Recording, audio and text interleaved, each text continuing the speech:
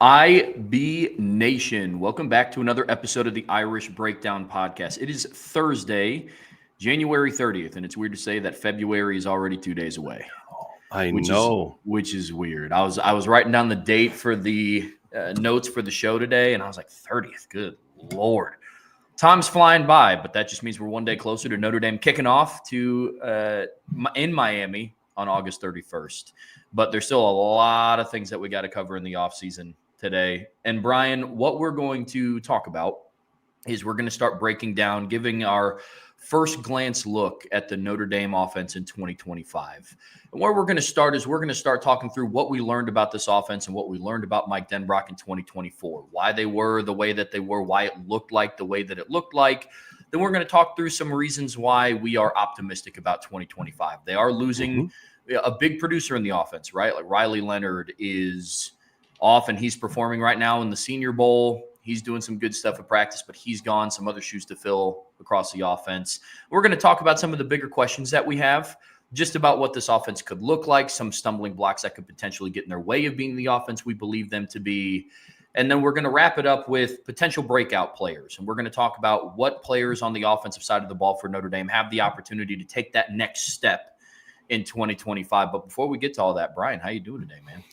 I'm good, man. It's going to be a busy day. It's going to be a very busy day. Obviously, we're going to talk a lot about the Notre Dame offense, which I'm super excited about. You and I have been talking about wanting to get to this topic for a while. We've had a lot of even like late in the season, you and I were like, man, I love this and that guy, whatever. But, man, I can't wait to see what next year's offense looks like. And it's been something I've been wanting to talk about for a while.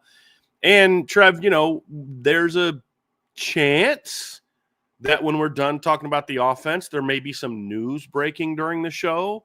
Okay. That when we're done breaking down the offense, we're going to talk about that as well. So, and that's going to determine whether or not we do the mailbag today. So there's a chance we may not get to a mailbag today. I'm okay not doing that today because tomorrow we're going to have a full mailbag. So there's a good chance, there's a good chance that we may not do a mailbag today, but we're going to be rocking and rolling. No doubt about it. So, and I've had some people talk about how Irish Breakdown's not showing up on their YouTube feed anymore. Don't have any idea why.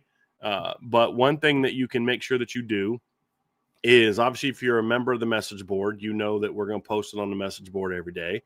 You can always make sure you follow me on Twitter at CoachD178. I always almost always post the show on Twitter. But we will, as best we can during the season or during the off season, start at 1:00 every day.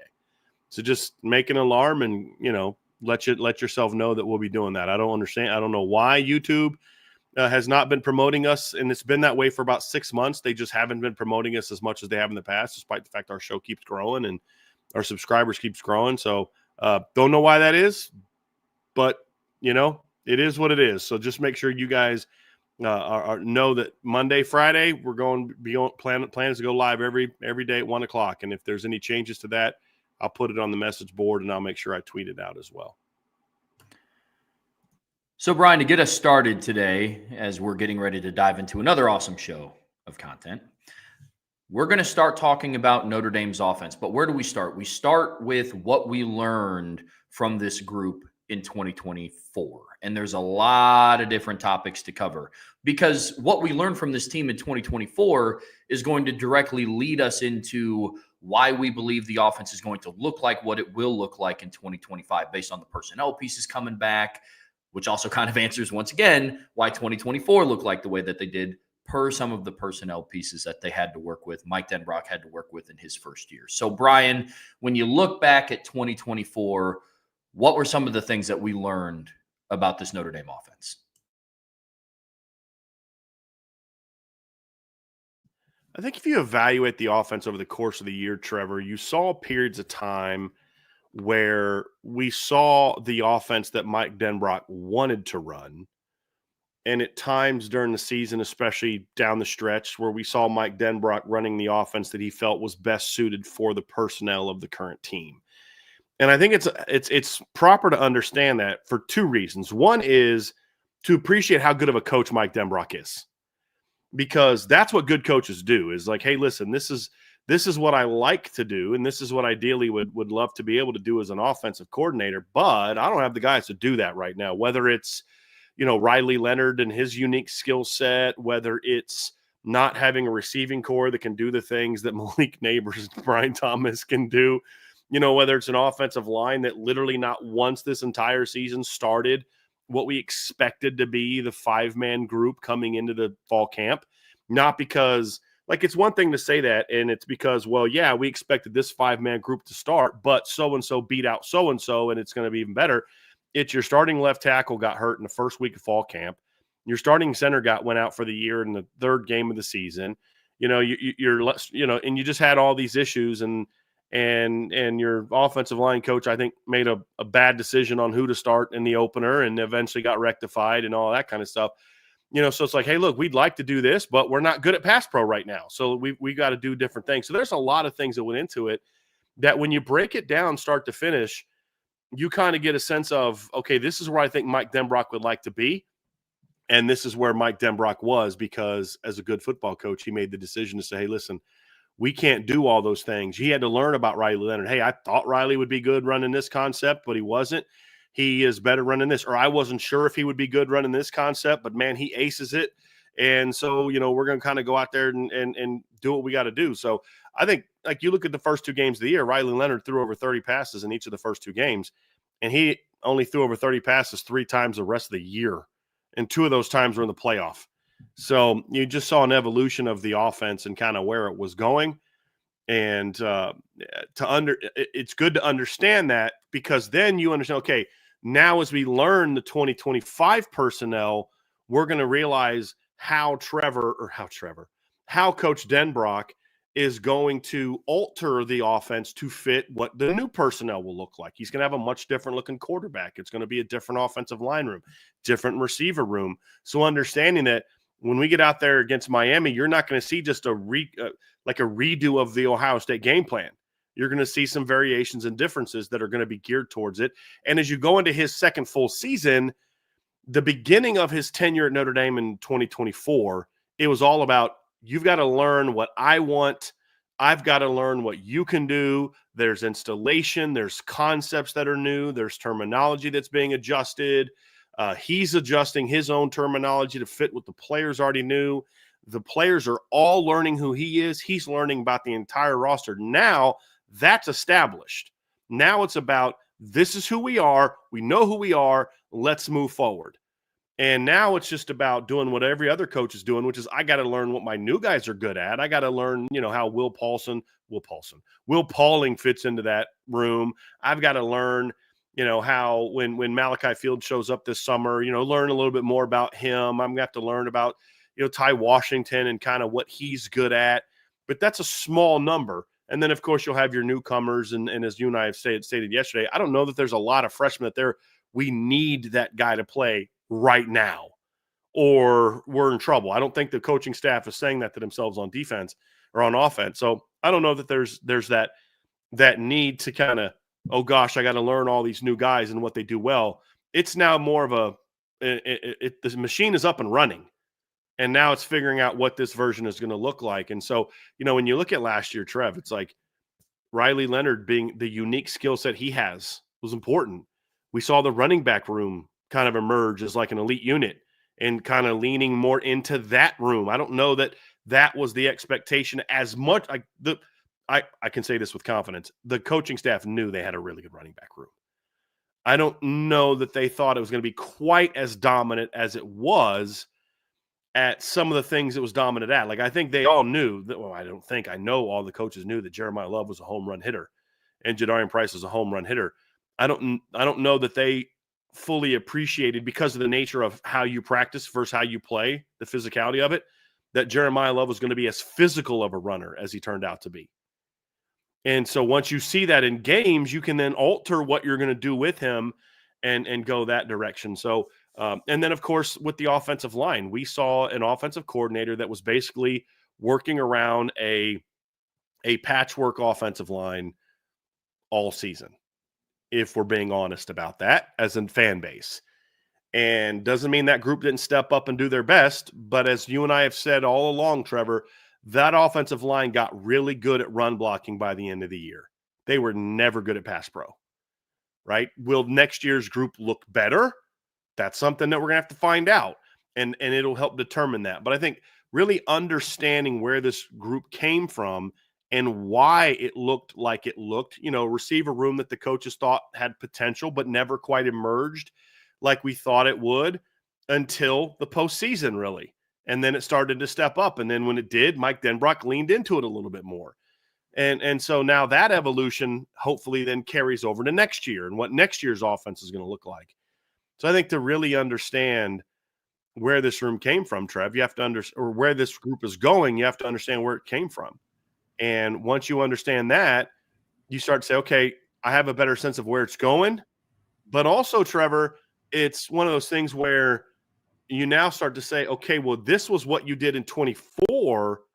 Can that be better in 25? Can you take a step up? I think there's a lot of things you learned about that. Like Mike Denbrock got very little of Jordan Faison this year as far as a healthy Jordan Faison. He got hurt in the first game of the year, and he was never really healthy again until the playoffs.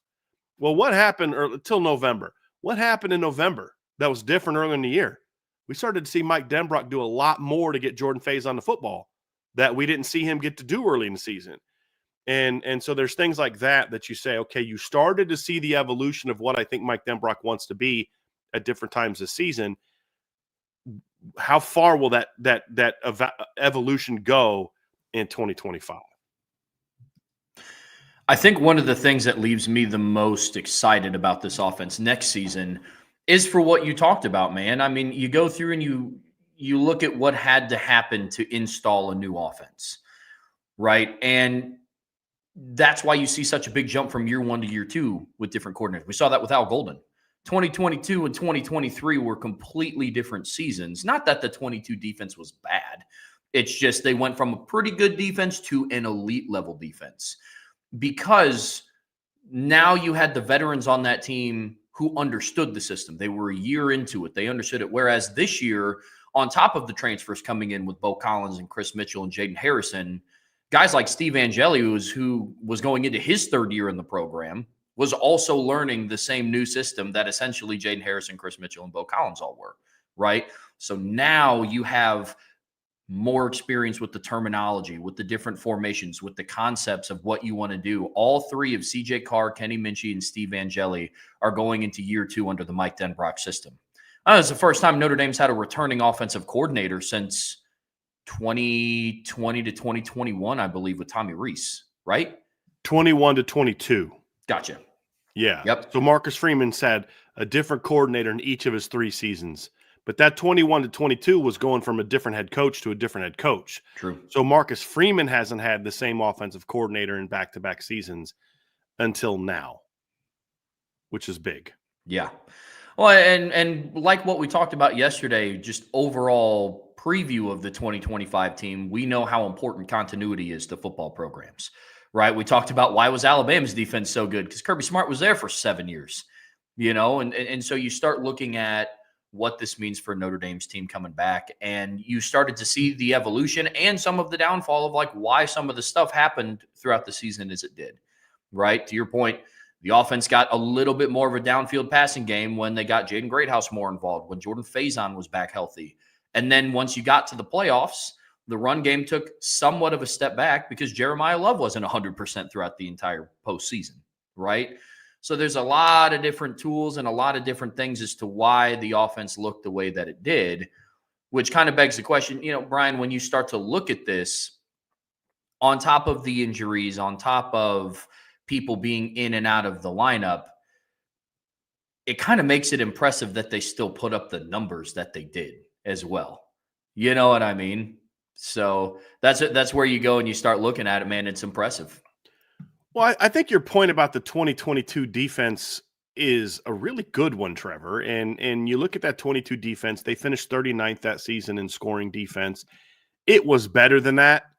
If we're being honest, I mean, let's not forget about the fact that they gave up a pick 6 against Marshall. They gave up a pick 6 again. I'm trying to think of they had 2 pick 6s against South Carolina. They had a pick 6 against, Virginia Tech was the year before. There was like 3 or 4 different times they gave up a pick 6 that led to that, but they were still a 20-plus point per game team. They were, I think, would have been around 21, which would have ranked them looking at it that season, which would have ranked them in the 20s, low 20s, high 20s, low 30s. Total defense, they ranked 21st in the country in total defense. They ranked 21st. Let's see where they were in yards per play. They were 34th in yards per play. The pass defense was 23rd in the country. The pass efficiency defense was 41st in the country.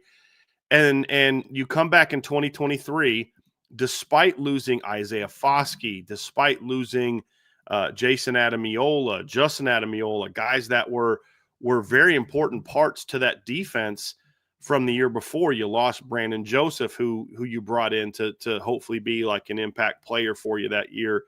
You go into that next season and you're a much better football team on defense because, yeah, you have a lot of the same guys. You don't have anyone to replace Isaiah Foskey, but like you said, they knew what they were doing. So they went from 39th in scoring in 22 to 7th in scoring. They went from 21st in total defense to 5th. They were 5th in total defense. They went from, 34th in yards per play to 5th in yards per play. They went from their pass defense ranking 23rd in the country in total yards and 41st in passer rating, 23rd in yards allowed per attempt in 22. With the same players, they jumped up to 3rd in yards per game. They were number 1 in pass efficiency defense. They were number 3 in completion percentage allowed. Notre Dame, yards allowed per pass attempt. They were 45th in the country in completion percentage allowed in that first year. In year 2, they were 2nd. In year 3, they were 1st. So there was no falling back to where you were in year 1 in year 3 either, right? Like that's where you can look at it, Trev, and say, well, yeah, you had that one good year, and it's because you had Cam Hart, you had all these veteran players. You had Cam Hart, you had Benjamin Morrison, you had DJ Brown, you had JD Bertrand, you had Maris Leofau, and yeah, Javonte Jean-Baptiste was a wonderful, just kind of like breakout player for you. You had all these older players, and you can say, okay, that's a legitimate point. I don't know how good they're going to be in year 3 without all those guys, all those veteran guys. Well, they go into year 3. Yes, they return Xavier Watts. Yes, they return Riley Mills and Howard Cross. But a lot of the stuff they had was new.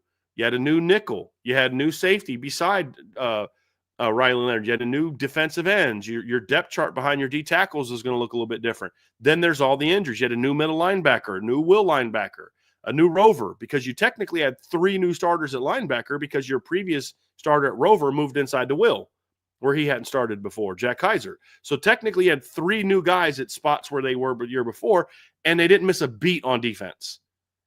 And that's because the foundation got laid in year 1 and then they built on it. And that's what Mike Denbrock was able to do. But when you look at what Mike Denbrock did, Trevor, to your point, is I would argue that the foundation of success that he had in year 1 was even better statistically than what we saw from the defense. And Notre Dame this year ranked 10th in the country in scoring. If you take away the defensive points, they're still in the top 20. Yards per game, they were 55th. But if you look at yards per play, they were 27th. So again, that's what was the defense? We said like 34th. Yeah. So we even saw a better result there. Oh, and by the way, I didn't mention that they were dead last in red zone defense in 2022 and jumped up to top 10 the next year. Would have ranked in the top 15-ish this year if not for a bunch of late garbage touchdowns. But the point is, the foundation's pretty strong that Mike Denbrock laid this year on offense. And the only reason they don't rank higher in points per game is because unlike last year, where they had the 12 regular season games and then a bowl game against an 8-5 Oregon State team that was missing half their roster, this year they had to play 4 playoff games because they were up and around 39 points per game going into the postseason. So if it wasn't for those 4 playoff games where you're playing great defense, I mean, and they got a great defense every week. They played a top 10 defense in every game of the playoff. The worst defense they played statistically this postseason was Georgia. Like, think about that. That's so crazy. When you put that additional context into where they were, and actually 2022 would have been looking at it from the standpoint of that 22 season where they played Marshall and Stanford and then played South Carolina in the bowl game. So that would be a more appropriate comparison. I think the success they had on offense this year under Mike Denbrock in year 1 was significantly greater than what they did in year one under Al Golden on defense. That's how I view it. So what does that say about next year and what they could be? It's something to get excited about. And it's not a guarantee that they're going to get better. Things have got to happen. But that's what I look at, and it gets me kind of fired up about what you can be. And that's why Marcus Freeman brought in Mike Denbrock. Yeah. Is because Mike Denbrock's not a guy that has a history of being like a job jumper. You know, he has jumped jobs like all coaches do. But he's not someone that's always looking for that next opportunity, which is why he stayed at Cincinnati as long as he did. You know, he stayed at Cincinnati for 5 years. I can promise you Mike Denbrock had other opportunities to leave. And the only reason he left Cincinnati in 2020, I mean, there's other reasons, but like a primary reason was you're going from Cincinnati to the SEC and you're going to work for a guy that you've known for a very long time. And the only reason he left LSU to come to Notre Dame is because of his affinity for Notre Dame. This guy's been fired twice by Notre Dame already, and he came back a third time. That tells you a little something about how he feels about Notre Dame. You know, but he's the guy that has always desired to sort of establish some roots. I mean, when he was at Notre Dame the first time, he started here in 2010, or second time he was here in 2010, in the state until 2016, when they kind of they were forced to do a staff makeover. So you look at a guy that you're bringing a guy in with the expectation he's going to be here for a while, and he's really going to he's laying some pipe in 2024. Right? He's digging up that dirt, laying that pipe, and now it's time to build on it. And those are things that you start getting a little excited about when you think about what this offense can be moving forward, because it really was an establishing the foundation year. Trevor, you know the people I talk to, I can say this with great certainty that what we saw this year was not 60% of what Mike Denbrock ultimately wants this offense to look like. He did a great job of putting his ego aside of what he wants it to be and saying, these are the kids I have. They're great kids. They're going to play their butts off. I got to make sure that what I'm doing as a coach is putting them in position to play to their ability, best ability, not let me show everyone how smart I am as a coach. And that's where the success came from. But the personnel will better fit what I believe Mike Denbrock ultimately wants to do in 25 moving forward. And that's what's gets you a little bit fired up about where this offense is going, Trev. Well, and you said it perfectly at the start of the show, man. It's the sign and the mark of a really, really good coach. And it would have been really easy for Mike Denbrock to come in and say, hey, this is the offense that we want to run. This is the offense that I want to run. And instead he adjusted to having more of a mobile quarterback and an elite running back room, and had to make adjustments for, you know, basically a fluctuating offensive line that really didn't have a very long stretch of time together. When Pat Coogan and Rocco entered the lineup, there was a while where it was consistent. But then when Billy Schrouth made his comeback against Navy, and then you move on to what it looked like in the postseason with Rocco getting banged up, and then you're fluctuating in and out of the lineup. So what he was able to do in 2024 was fantastic, considering the tool belt that he had to work with.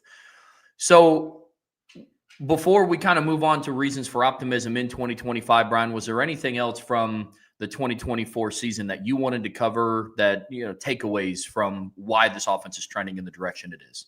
No, I think the only other thing that we'll see the staff do is kind of look at the season and say, where are areas we're strong? Let's build on that. Where are the areas where we weren't good enough? And let's get better. You know, looking at third down offense, that I promise you that's something that Mike Denbrock's going to spend on, because he's a good football coach. I'm not telling you anything. Yeah. I haven't been told this by anybody, but I just know he's a good football coach, and he's going to look at the third down success this year and say, we weren't anywhere close to being good enough on third down. We had to rely on those big plays all the time to really fuel our offense, because we couldn't consistently move the ball on third down. When we could move the ball on third down, when we were good on third down, like they were against Penn State in the last 2 quarters of the game, one of the best defenses of college football had no answers for us. None. And if not for the offense throwing a bad interception that shouldn't have happened, Penn State made 0 stops on the Notre Dame offense in the second half. Same thing happened with Ohio State in the second half. Like, once that offense gets going, really good defenses couldn't stop it. But they stopped themselves a lot. And so how do you improve that third down package? How do you get better in certain aspects of the red zone? How do you get better early in games? Like, a lot of this is going to be self-scouting and saying, what are things we can do to make sure that we're better in the areas where we weren't good, beyond just personnel. Oh, we got a new quarterback. We'll be automatically better on third down, or we've got a bigger offensive line, so we're automatically going to be better on third down. That's not how it works. I mean, not only were you not great on third down last year, you lost your best third down weapon, who was Riley Leonard. So there's going to have to be a lot of those type of things that they're going to have to evaluate to say, okay, what can we do to be good in this situational football, which I think was the biggest issue that this offense had this year. They were not consistently good in situational football. Third down, red zone, turnovers, things along those lines, and they're going to have to improve in those areas. And that'll be part of looking back at who you were as an offense. How do we get better beyond just, we have new players? That's fine, but not everything that happened this year was personnel driven. Some of it was, hey, we didn't have a good enough plan here. We didn't, get our guys ready to execute this type of thing the way we needed to. That's what good coaching staffs do. They're going to say, okay, yeah, we need to make sure we're getting our players better, but we've got to do a better job as well. And here's the other thing. Dylan McCullough now knows Mike Denbrock better. Mike Brown is going to have a better understanding of what Mike Denbrock wants at Notre Dame compared to what he wanted at Cincinnati. Joe Rudolph is going to know Mike Denbrock better. And so I think all those things are going to fit together to say this is why this group is going to be better, because there's such a greater knowledge of each other, not just from Denbrock to the players and the players to Denbrock, but the other coaches to Mike Denbrock and Mike Denbrock to the other coaches. And those are all parts of vital pieces to saying, hey, we're going to be a better football team this year because of this, and this. And that's why continuity is so important. It's what gets you excited for the future, man. I mean, Mike Denbrock essentially had to go and teach everybody from assistant coaches, position coaches on down. But now, like you saw with the defense from 22 to 23, you now have on the field type coaches, right? You now have position coaches that have a better understanding of the offense. So a lot of those are reasons for optimism moving forward, which is actually a topic we're getting ready to move on to. We're going to talk about why we feel optimistic about the future of Notre Dame's offense. But listen, folks, before we get there, be sure to hit that like button, hit that subscribe button, hit that notification bell, share this podcast with your friends and family. Whatever platform you watch this on, whether it be Spotify podcast or Apple podcast, please be sure to leave us a 5-star review. We'd greatly appreciate it. And as always, the best way to support what we do here is subscribe to the premium message boards at boards.irishbreakdown.com. All right, Brian, we're going into year 2 of the Mike Denbrock-led offense, and there's a lot of reason for excitement. We started to cover some of them and why we feel optimistic about what it looks like moving forward. There are some little hints in 2024 of what this could potentially look like. You compound that with the returning personnel pieces that you have coming back, more experience spread throughout across the offense. So there's a lot of reason for optimism with this group. But when you look at the 2025 offense, Brian, where do you kind of start? Where do you look at, and what are some of your main reasons for being optimistic about this group? The biggest one, Trevor, is sort of a big picture view, and we'll get into more specifics of the players next. But this is related to players, but not specifically about individual players or positions, but just overall. I believe that the personnel we're going to see in 2025 is going to be better suited to what Mike Denbrock ultimately wants this offense to look like. I think there's some misconceptions about what a Mike Denbrock offense is ultimately going to look like. And there's this notion that, well, he wants a running quarterback. I don't think that's true. I think Mike Denbrock has had running quarterbacks and he's made the most of it, but I don't believe that's necessarily the Mike Denbrock offense at Notre Dame. I think ultimately he wants guys that can drop back and throw the football and yes, have guys that are also athletic. But if you look at the guys that Notre Dame has gone after in the last couple of years, the one thing since Denbrock has been here, it's guys that can throw the football. And he didn't recruit Deuce Knight. He didn't recruit him in the 25 class. When they lost Deuce, they went after Blake Hebert, who is an athletic guy, but you're recruiting Blake Hebert because he's got a big arm. They went after Noah Grubbs, right, and Brady Hart in the 26 class. Both of those guys are, have Brady's more so than Brady's the guy that can run, but he's not a runner. Both of those guys are drop back passers. And they ultimately went with Noah, who's the least athletic of the two. They didn't, they recruited Ryder Lyons, but he wasn't a guy that they necessarily viewed. He's the more athletic of that group. yes, you'd like to have a guy that's mobile and athletic. Every coach wants that. But Mike Denbrock's priority, number one, in my opinion, is to have a guy that can drop back and sling the football all over the field. And then you let your running backs run the football. At LSU, he didn't have very good running backs. But he had a very dynamic quarterback. So he leaned into that. If he would have had a Jeremiah Love at LSU, I don't know that he would have asked Jaden Daniels to run as much as he did, because you're exposing your stud quarterback to a lot more hits. And then what you would have seen is Jaden Daniels still would have had a lot of yards on scrambles, but you wouldn't have seen as many of the designed runs that we saw from Jaden Daniels. And so I think that's the nature of it, of what he's looking at. And when I look at this Mike Denbrock offense, I think number one is you're going to see personnel better fitted. He wants a guy in the boundary that can be a dynamic one-on-one winner. Well, he's going to have that next year. He didn't have that in 2024. He wants a quarterback that's mobile, but one that can sit back and kind of pick teams apart in the pocket. He didn't have that in 2024. And he leaned into what made Riley so good. But they tried to do that early in the year, and that's partly why Riley struggled. And he eventually had to adapt to it. He wants to be able to have running backs that can, be big play guys. He already had that. He wants running backs that can be physical as well, and he had that. So I think running back is kind of in a good place. Offensive line, if you're going to have a quarterback can throw the football, you need an offensive line that can protect the quarterback. My expectation is that the offense will be better at that next season. I'm not as sold on that one as others, because I still don't know what Joe Rudolph is going to do from a personnel standpoint. But if he does what I hope that they do, which is move Anthony Knapp inside, let him battle at either center or guard, have Jagasol be your left tackle. I mean, we saw in the playoff game that they were better at left tackle from a pass pro standpoint. And I think Anthony Knapp becomes a liability in the pass game to he'll be stronger in the pass game as a guard. It's just a completely different type of, you got to retreat a little bit, but it's a different type of pass blocking. You get Ashton Craig back. You're going to be more athletic on the offensive line is really what I'm getting at. Now it's up to Joe Rudolph to teach it better. But it's hard to teach pass pro when you're putting out 5, 6, 7 different offensive line combinations as well. And so those things are, Billy Strauss starts here at right guard, ends here at left guard after missing 4 or 5 games in between. So there just was a lot of things that kept it going. That's my one question mark. But overall, when I look at the makeup of this offensive line, I think that's better suited to carry out his desire to be a physical running team that can drop back and throw the football effectively. And so I just think overall the personnel's better suited.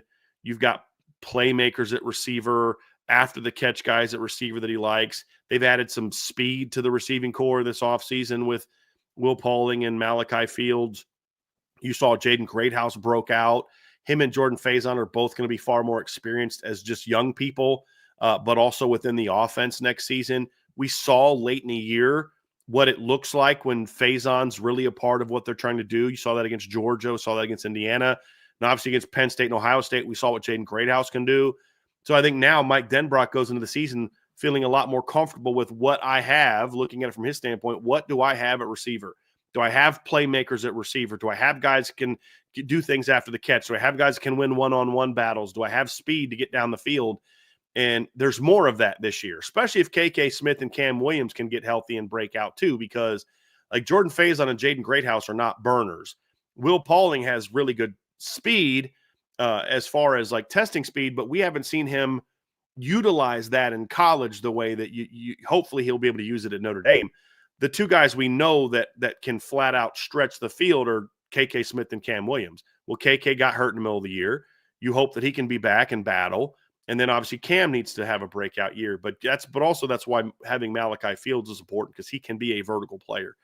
So I just think overall the makeup of this football team is far better geared towards what Mike Denbrock likes to do schematically and philosophically than it was in 2024. And that's where a lot of my excitement has been when you and I have talked about, yes, we talk about the quarterback, but it's not so much that the quarterbacks are talented, because Riley Leonard was very talented. It's their talent is more suited to what I think Mike Denbrock likes to do. Right. So I'm not sitting here talking about, Trev, oh man, I can't wait to see what this offense does and they have a real quarterback. I'm not saying that at all.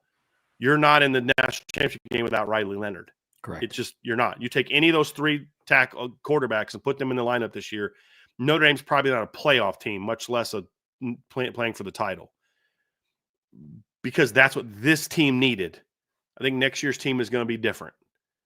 And so when I look at next year's team, it's more about you're going to have talent at quarterback again, but that talent is going to be better suited for what I think Mike Denbrock wants to do. But what Mike Denbrock wants to do has to be built around having the talent to do so. And that's why the quarterback matters. That's why the receiver talent matters. And it's why getting better production from the offensive line is far, far more important. You know, when you look at it big picture, high level, we've seen even at Notre Dame the kind of identity that Mike Denbrock wants to have as the leader of the offense, right? I mean, I think 2015 was a pretty decent example of what his idea is of some of the personnel groupings with his offensive philosophy, right? I mean, you had a kid in Deshaun Kaiser who, like, he was mobile, like he could run, right? But he was known for his arm strength, right? He had a beautiful deep ball. You know, Malik started the season at starting quarterback. I think he was a little bit more mobile than what Kaiser was, but Malik could also let that thing fly. I mean, that deep ball to Will Fuller in the first game against Texas was, I mean, then follow that up with the deep shot against Virginia. That went like 60 some odd yards in the air. My dad was at that game, and he was in the end zone because he's from Virginia, and his brother-in-law is a UVA fan. My Uncle Bruce is a UVA fan, so they went to that game together. And my dad was at that game, and that pass came to them. He goes, I thought he was going to way underthrow him. He waited so long, and my dad knew how fast Will Fuller was and all that. He's like, man, he goes, oh, he's going to overthrow him. And then about 2/3 of the way there, my dad's like, I think he overthrew him. Like, he couldn't believe how far Malik threw that football. It's crazy. I mean, it was wild. I think Malik Zaire might have been the only quarterback in the country that year that could overthrow Will Fuller. Honestly. Yeah. Yeah. I mean, it was wild. It was wild. Yeah. But like, to your point though, he used that season against Texas, against Virginia, and we even saw it like when Deshaun came in. You know, USC, what'd they do first play of the game against USC? Bomb Will Fuller, right? Stanford, how many bombs did he throw to Will Fuller against Stanford? Temple. Mm-hmm. So yeah. Mm-hmm. But to your point, it does go beyond just the quarterback, right? CJ Prosise wasn't 1,000-yard back that year. I think he had like just a hair over is like 1,030 something. Yeah, he was 1,000, but he also missed like 3 games that year too. So he would have been over 1,000 no problem. I mean, he'd have probably been 1,200 yards if he didn't get hurt. Probably. But then he gets hurt. Josh Adams comes in, and Josh Adams sets a freshman rushing record with over 700 yards. Almost, he had like the 100 yards against UMass. He had like 30 yards against Texas, a 26-yard run against USC. The vast majority of his yardage came after CJ went down, and he stepped into the lineup. But it just goes to show that was one of the last offense. There's been some at Notre Dame since 2015 that had the ability to continue, like, to consistently push the ball down the field. But 2015 was one of the last ones that I can confidently say, like, week in, week out, you knew that there was going to be multiple downfield shots. Against good teams.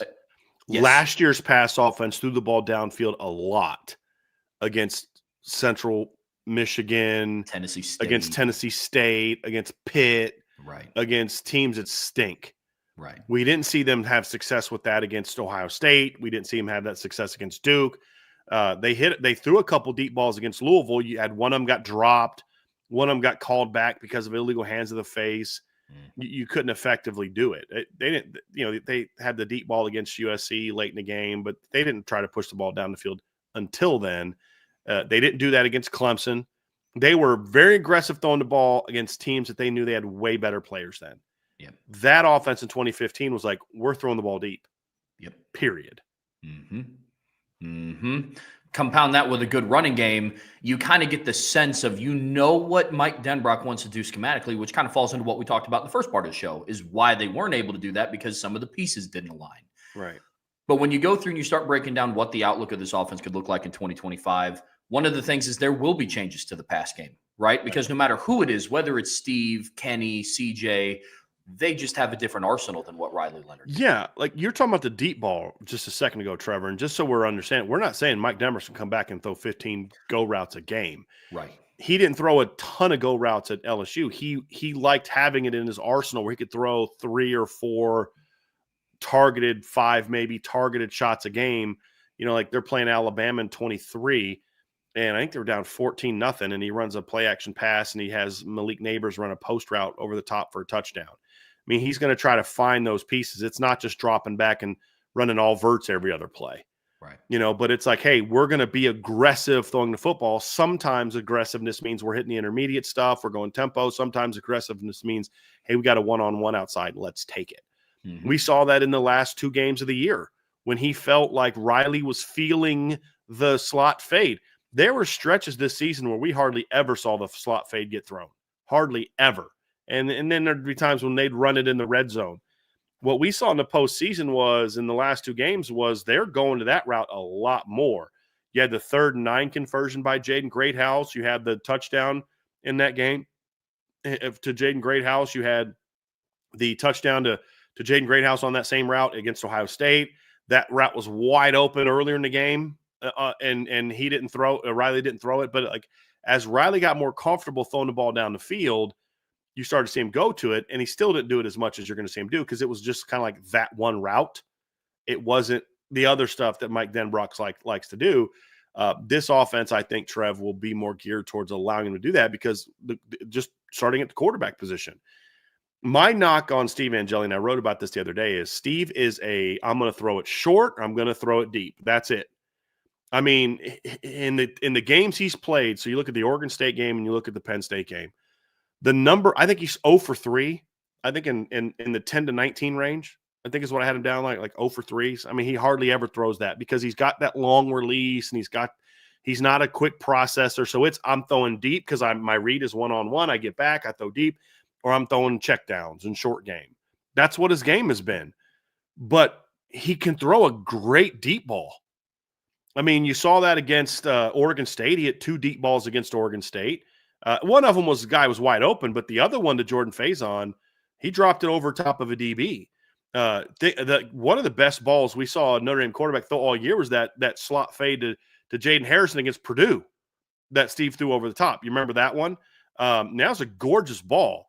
We saw him do that last year against, was it Wake Forest, where he threw a slot fade to Jordan Faison. It was underthrown, but and then we know that Kenny can throw the deep ball. We saw him do it in the spring game, and we saw CJ throw a beautiful go inside move. So he threw the ball inside of the corner over top of the safety for a touchdown to Micah Gilbert. So we know that these quarterbacks have really good deep ball ability. That was never Riley's strength. He was better at it at Duke than he was at Notre Dame. But even at Duke, he could throw a good deep ball, but he wasn't consistent throwing the deep ball. These 3 quarterbacks have much better deep ball ability and willingness to throw the deep ball than maybe what we saw. Now, will they be that way as starters? That's what we don't know because it's a lot easier to do that when there's no pressure on you, Trev. But the reality is the arm talent to throw the deep ball is much greater there than it was before. Like here's a perfect example statistically. We talked about how short game driven this offense was. And Steve Angeli's start against Oregon State and against Penn State, his percentage of throwing the ball less than 10 yards down the field is higher than Riley Leonard's was. So he threw even more short balls than Riley did on average because he was either you're like, well, I remember this deep ball because it was either deep ball or check down. And that's an issue Steve's going to have to work through. But you know, if Steve's the starting quarterback, the deep ball shots are going to be there because he's proven he can hit that ball. We know that Kenny and CJ can hit that ball as well. So I think that's number one, saying something where, yes, the quarterbacks can throw it, but with Malachi Fields, you know, with Jaden Greathouse and his emergence, hopefully KK or Cam Williams can step up as well and provide you some more of that. I think Eli Raridan can be a legitimate vertical weapon as well. Because I think he's a little bit more explosive vertically than what Mitchell Evans was. Mitchell was more athletic and smooth. I don't know that Mitchell was a guy that you're going to say, hey, let's run a slot fade from midfield to Mitchell Evans, where you may do that with Eli Raridan. If you get cover one and he's matched up against a safety or a linebacker, you may say, hey, let's take this shot to him. Mitchell's a different type of player.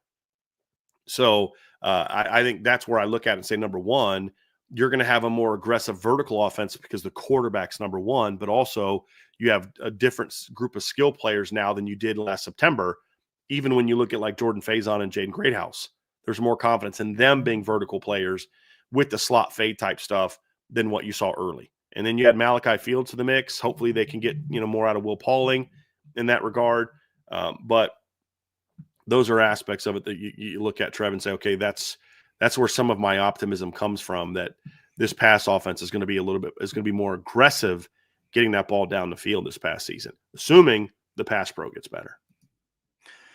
You said something that I want to touch on that I couldn't agree with more, and it's the intermediate passing game. Like, yes, we talk about being more of a threat downfield, which is true. This past season, Notre Dame, any opponent that they faced on defense, they knew coming in, it's like, all right, this if we get beat because they throw and complete 8 passes of 30 yards or longer in the air on us, then maybe it's just Notre Dame's day. But it was never really a threat.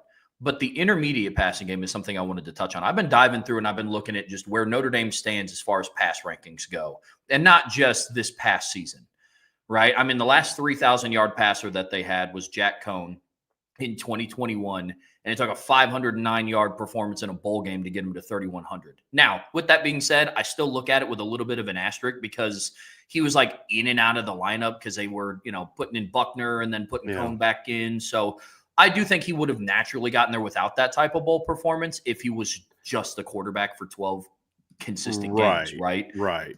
But I went back through and I started looking at some different pass offenses in the past, right? And like the passing leaders from 2024 to 2020 or to 2019.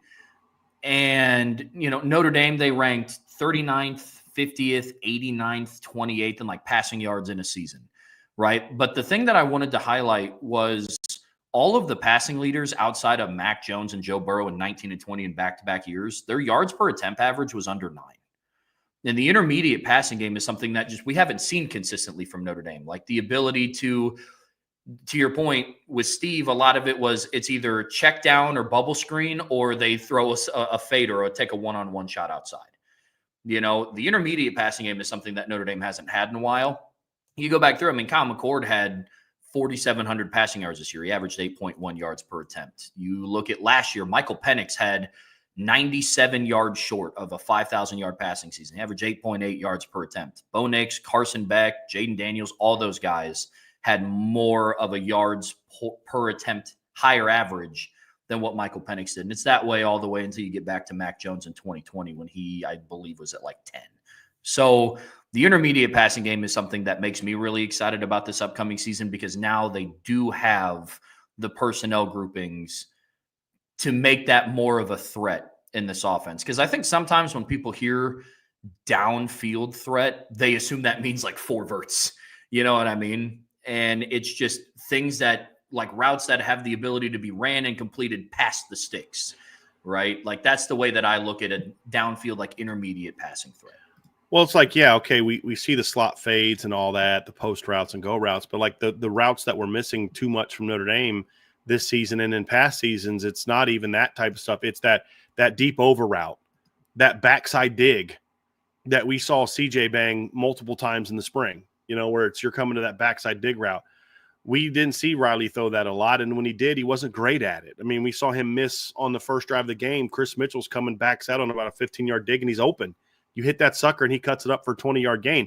Your passing numbers are going to look a lot different if you start making those type of throws. And so, those are things that you look at and you say that they've got to get better in those areas where you have to be like when Marcus Freeman makes the statement that the offense has to be willing to attack teams, for width and depth. It doesn't just mean we're going to run screens and post routes and go routes. It's I've got to be able to attack you on every level of the defense. And that's something that we didn't see enough of from Notre Dame this season. And honestly, we haven't seen enough of from Notre Dame in the past either for different reasons. What's interesting is, like Ian Book was a really good deep ball thrower when he would actually throw it. The problem is he was very gun shy when it came to throwing the deep ball. Jack Cohn was more willing to do it It's just didn't always have the receivers and the pass pro to do it. But like you look at like the Florida State game, Jack Cohn threw some gorgeous deep balls in that game. The Oklahoma State game, because like to your point about Jack Cohn's stats that year, let's not forget in his last 3 starts at Notre Dame, he threw for 285, 345, and 509. But then he went through that stretch from Wisconsin where he got knocked out of that game. He got yanked against Cincinnati. He got yanked against Virginia Tech. He threw for 158, 114, and 108 in those games. Those are more normal games, and he's easily over 3,000 without throwing 68 passes and 509 yards in the bowl game. And that's kind of the point, Trevor. But there was periods of time that season where you were not afraid of Notre Dame's pass game. And I'm not saying Notre Dame's going to come out and it's going to look like a Mike Leach-led offense next year, but it's about creating more of a viable offense. And for me, I don't know if that's 3,000 yards, 3,200 yards, 3,500 yards, that doesn't concern me as much. It's I want the efficiency and explosiveness to be better. So if you're going to throw the ball 23 times a game, you better be averaging around 9 yards per attempt. And this needs to be true against everybody, not just the teams that stink. So like Sam Hartman had one of the best yards per attempt seasons that Notre Dame's ever had from a non-option quarterback. But it was always against the teams that weren't any good. And that's not just Sam Hartman's fault. The entire offense had that problem. But like you look at Sam Hartman's numbers last year, and Sam had the best passer rating for Notre Dame quarterback since Jimmy Clausen in 2009 at 159. He averaged 8.9 yards per attempt.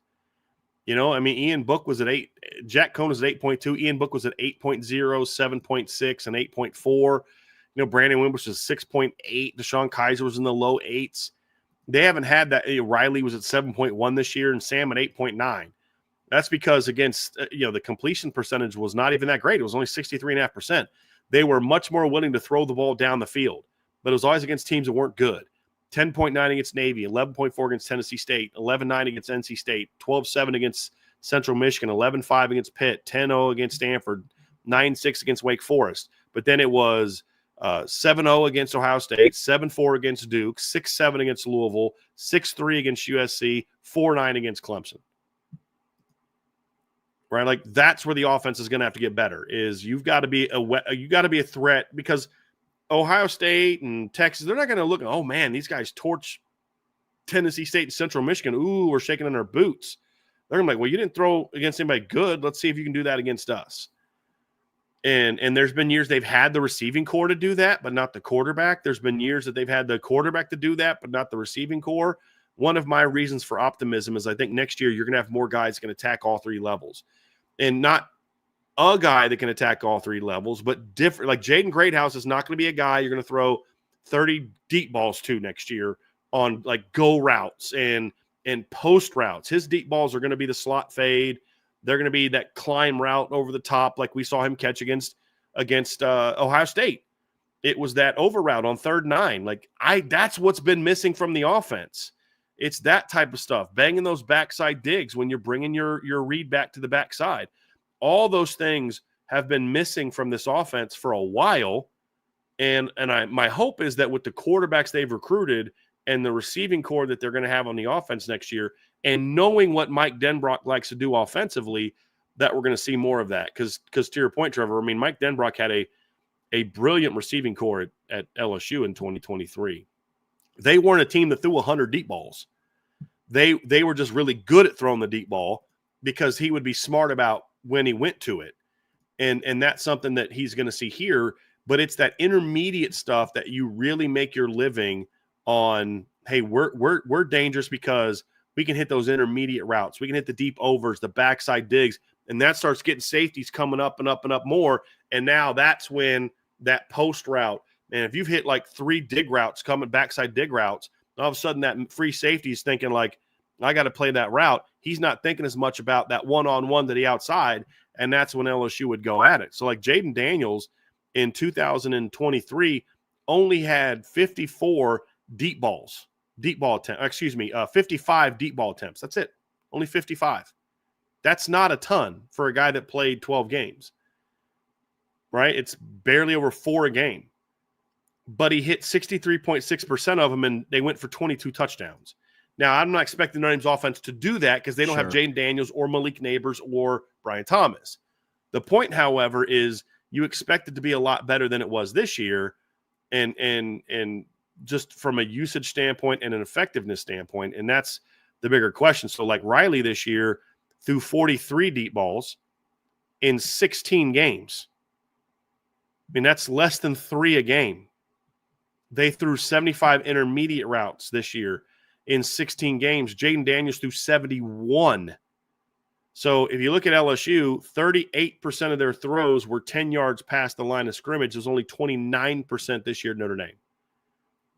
That number needs to be somewhere closer in between those two numbers next season.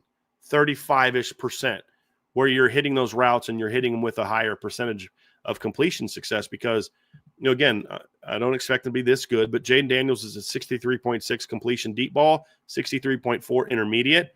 Notre Dame this past year, Riley Leonard was 46.5 on deep balls and only 52 on intermediate. You've got to be closer to 60 on intermediate and closer to 50% on deep balls. That's where you need to be, around 50% on deep balls. If you're around 50% on deep balls, you're in a good place. Riley was actually at 46.5, which isn't terrible. You get around 50 to 53%, you're a pretty good deep ball throwing team. And the 52% on the medium, 10 to 19, that's got to get a lot better. That's got to be around 60 or higher.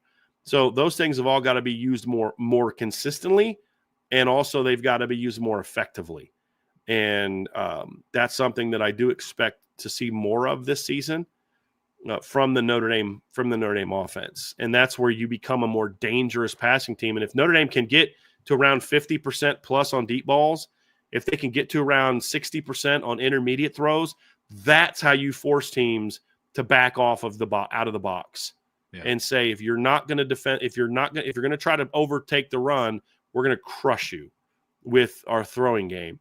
And that's something where teams this year were basically daring Notre Dame to throw the football against them. And they obviously weren't able to effectively counter that. And they're going to have to do a much better job of that next season. And I expect that to happen because that's what Mike Denbrock does. I mean, that's what he's good at. That's what his offenses have been pretty good at over the years. Trev, let's go back to 2015. Again, no Will Fuller. 40.9% of Deshaun Kaiser's throws were 10 or more yards down the past line of scrimmage. He completed about 57.1% of the medium and 41.5. Now, that's got to be better from a completion percentage standpoint, but you saw an offense that was far more willing to attack down the field in 2014 and 2015. In 2014, with Everett Golson, they were 39.7 throwing the ball down the field. And so you look at it, you're like, those are pretty good rates. So they were at 24.5 and 13.6 yards per attempt on those routes at LSU in 2023. Notre Dame's got to, they've got to get closer to that than what they were this past season, where when you look at Riley Leonard, he was at 15.3 on deep balls, 7.8 on intermediate throws. Compare that to where Everett was in 2014. Everett was at 14.2 on deep balls and 10.1 on intermediate. And that's under Mike Denbrock. Even if you just get back to those numbers, that's a big jump in production for the offense. And those are things that you look at and say, hey, those things have got to get better. They were at 15.4 and 9.7 with Kaiser in the next year. If you add in Malik's numbers for his first 2 games, obviously, Malik averaged 38.8 on deep balls and 10.3 on intermediate. So that offense as a whole went down the field. Why did Mike Denbrock why did he do that at LSU? And why did he do that at Notre Dame in 14 and 15? We didn't do that at Notre Dame in 2024. They had personnel for it. So he's smart enough to say, that's not who we are. I just think next year, you're going to see more of that next year. And I also think, this is what I think. This is what I hope. I hope that next year we also see the running backs used more in the pass game as well. Screen game, but then also just the traditional passing game. Sticking with the common theme here with the running backs and just the run game overall, there's going to be some run game alterations that Notre Dame is going to have to make, right? Because the one thing that Notre Dame's offense is losing from 2024 is the running ability of Riley Leonard at the quarterback position. He had over 900 yards, I think 907 rushing yards this past year and 17 rushing touchdowns.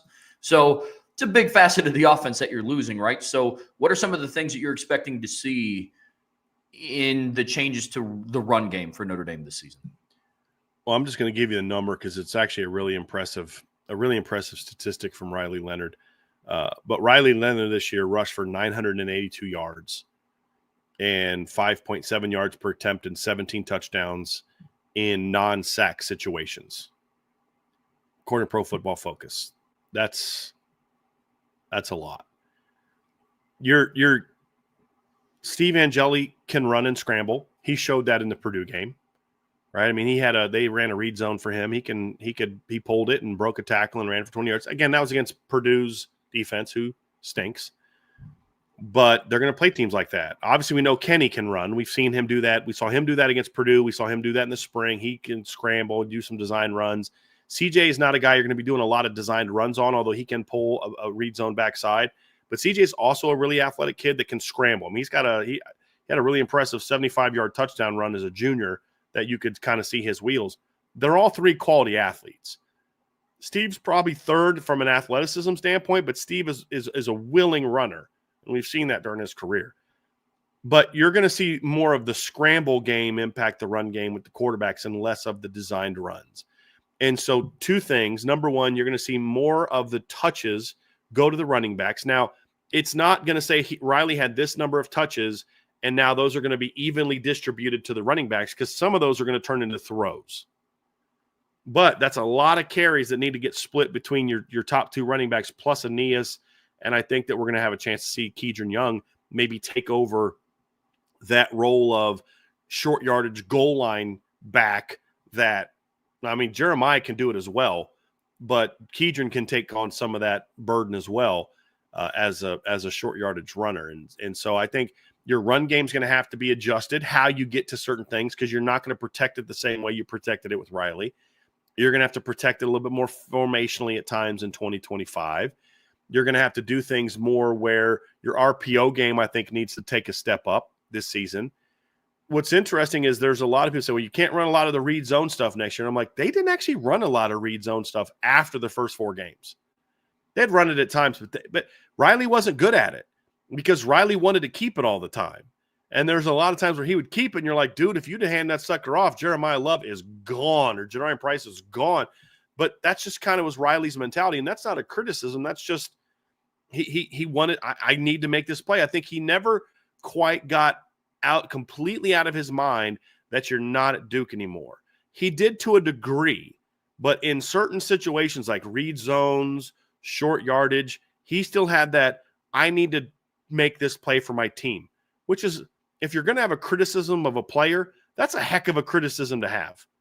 Like you tried too hard to make plays for your team. It wasn't about selfishness. It's just about, I need to go do this for my team.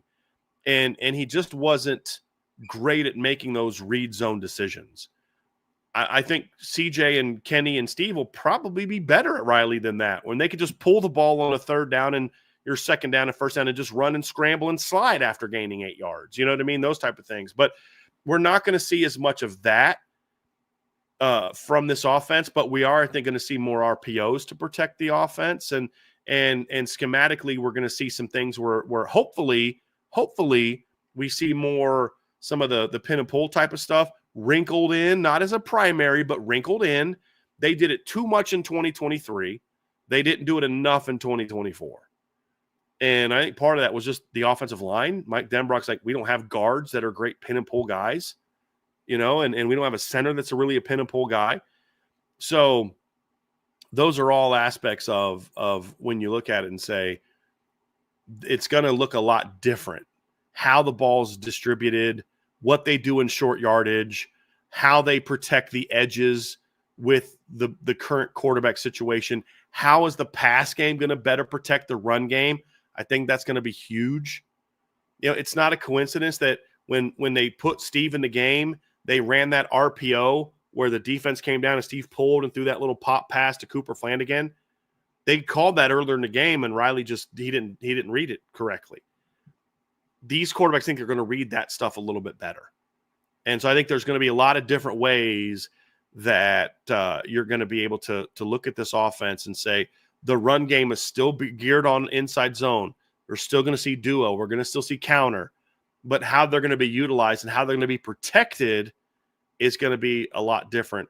And we're going to, I think, see more designed touches from this offense with the running game and pass game to the running backs than we saw this year, where so much of the run game was built around Riley because it needed to be. I think it's going to be more running back focused next season, significantly so. Kind of talks about why success in the pass game is so important, because you're not going to have that threat of Riley with his legs. I do also think from a personnel standpoint, your offensive line is getting more athletic than what it was this past season. So you could see pin and pull more involved there. I think you have more. I'm big with tight end blocking, if I'm being 100% honest. And I think you were getting more willing blockers at tight end this year in the rotation, if I'm being honest. So, thing like edge being sealed, I think is going to be significantly more effective this season. But I think it's all going to be factors into Notre Dame having run game success this year. Let's be real here, Trevor. I'll say it. Mitchell Evans was a really good football player for Notre Dame in a lot of ways. Mm-hmm. He was actually a good blocker in his career. He was not a good blocker in his last 2 years. There were games here and there where he would block really well, but overall, he just was not a good blocker. And not someone that necessarily seemed to put as much emphasis on blocking as he does pass blocking. I mean, there's some times this year where he was just downright bad at pass blocking, and like he didn't seem like he wanted to. And you'd get so annoyed by it. It was hilarious watching Trevor. I'd bring up tight end pass blocking or run blocking, and Trevor would like just sit up like this, like he's getting all fired up. I'm talking when he and I are just talking, not on even on shows. I'm talking when he and I are just talking. And he'd get so mad about it. You're going to need to be better next year. You're going to need to your tight ends are such an important part of protecting the edge of your run game and being focal points. And Eli Raridan wasn't a great blocker this year either. Cooper Flanagan was a little inconsistent run blocking this year, but you saw with Cooper, you saw in the Indiana game when Cooper was technically sound in the run. Like Cooper was always a willing blocker. He wasn't always fundamentally sound as a blocker, and that's what would get him in trouble. He'd stop his feet, or he'd hit a guy and just kind of, not really explode into a guy. But when his technique was right, I mean, you look at that 98-yard touchdown run, and everybody talks about the great block Anthony Knapp had, and he did. But if Cooper Flanagan doesn't drive that linebacker 5 yards off the ball, that guy maybe squeezes on Jeremiah after a 7 or 8 yard gain. But he blew that guy open, and Jeremiah. So he set the perimeter edge of that run play, and Anthony set the interior edge of the run play, and Jeremiah went right between the two of them for 98-yard gain, 98-yard touchdown. So, but Eli's going to have to get better. But Eli was without a doubt a better run blocker than Mitchell. He just needs to be more consistent, in my opinion. And Cooper needs to be just more consistently sound with his technique, because when he's consistently sound with his technique, he's a pretty good run blocker. But I am very curious to see what he does, what he's going to be able to do, because Cooper's is going to I don't know that he's going to be able to play in the spring. Because, I mean, at the championship game, my wife's got a picture of the team coming out into the locker room before after pregame, and then they go in the locker room, and he's still on the scooter with his leg up. And so it's like, will he be ready to go in the spring? I don't know. And if not, how ready is he going to be in the fall? So they're going to have to, in the spring, spend a lot of time working on the pass game, protecting the run game. And then once they get healthy at tight end, they can then incorporate some more of that stuff. But it's also a great opportunity for Eli Raridan to say, it's my time now. It's my time to take over at tight end and become that guy. Talent's there, man. He's just got to become that guy. And maybe he won't be the pass catcher Mitchell Evans was, volume-wise. Maybe he will. But I fully anticipate blocking at tight end, as you mentioned, Trevor, to be much better. And that's an important ingredient to an effective running attack when you don't have a Riley Leonard quarterback. And I want to make sure that I'm clear on something. We are not criticizing Riley Leonard. We're not saying how they did it in 24 was bad and how they're going to do it in 25 is good. It's just different. That's what we're saying. It's different. Yeah. And it's something that I'm excited to see, because Now the backs both have a year under their belt as full-time guys. Now they're also more ready to become that full-time guy. And I think we're going to see really some big-time playmaking from the running backs next season.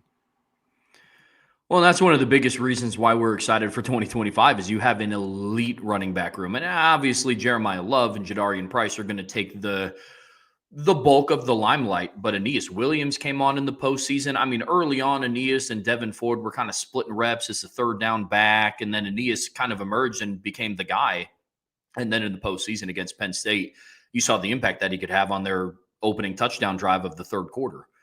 And so you go and you look at the rising stars that are coming up. I mean, in the small sample size that we saw of Kedron Young, not a whole lot of defenses wanted anything to do with 21 when he got the football in his hands, man. So you go and you look at this running back room and what you have coming back, and you compound that with the experience of Jeremiah Love and Jadarian Price just got to experience what it's like to play in a 16-game football season, which I think even further, because there's so many questions around, are they okay with splitting carries? I mean, they got banged up in a 16-game season. Imagine if they got the production that some people wanted them to see, right? And so I think the rhythm that they had this season was really good. But, Brian, that's one of the reasons why you and I are so excited about the outlook of this 2025 offense is because of the running back room. Mm-hmm. It is super talented. I mean, you talk about how your offense, what's the focal point of your offense? Like what is going to be, what are you going to major in, right? Like there's things when you look at an offense, there's things we major in, there's things that we're like, hey, this is the foundation of who we are. This is what we're built around. And then we'll have some complementary things to protect it. Right. And when you look at this offense going into next season, you're like, if they're not majoring in the running back being sort of the heart and soul of what they do, then I'm thinking maybe they're missing out on some things. You know what I mean? Like they're not where they need to be because the talent in that room is so dynamic running the football. But one of the things that you and I have talked a lot about is I don't think they took full advantage of using the running backs in the pass game the way that I think Mike Denbrock wanted to. And the reason that I say that is not just in theory, projecting onto him what we think we would like him to do, but just looking at early in the season what they tried to do. They'd have Jeremiah Love out there in the slot running routes and running slot fades. Remember, he did that against Purdue. He ran a slot fade against Purdue. We saw them try to get that going, but I just don't know that they felt comfortable with where they were in that regard to really get it rocking and rolling, and that's what led to them kind of tampering that down a little bit. I don't know that Riley was a great slip screen thrower. I think the quarterbacks they have now are going to be a little bit more better suited to that. Why was Riley not a slip screen thrower guy? Because Notre Dame wasn't a drop back throwing team. Slip screens don't work as well when you're a running football team that throws quick game and play action, because if you start dropping back, they're going to be like, hey, hold on a second. Why is this guy dropping back? And then they read that. So if you're more of an effective drop back team, then all of a sudden the slip screens work more effectively. The tunnel screens, I'm shocked that Notre Dame had the success they had with tunnel screens this year when you consider how condensed everything was to stopping the run. Imagine what it's going to look like if the pass game's more effective, the room they're going to have to hit some of those quick now screens and tunnel screens when teams have to keep both of their safeties back, when they have to keep, spread things out a little bit more.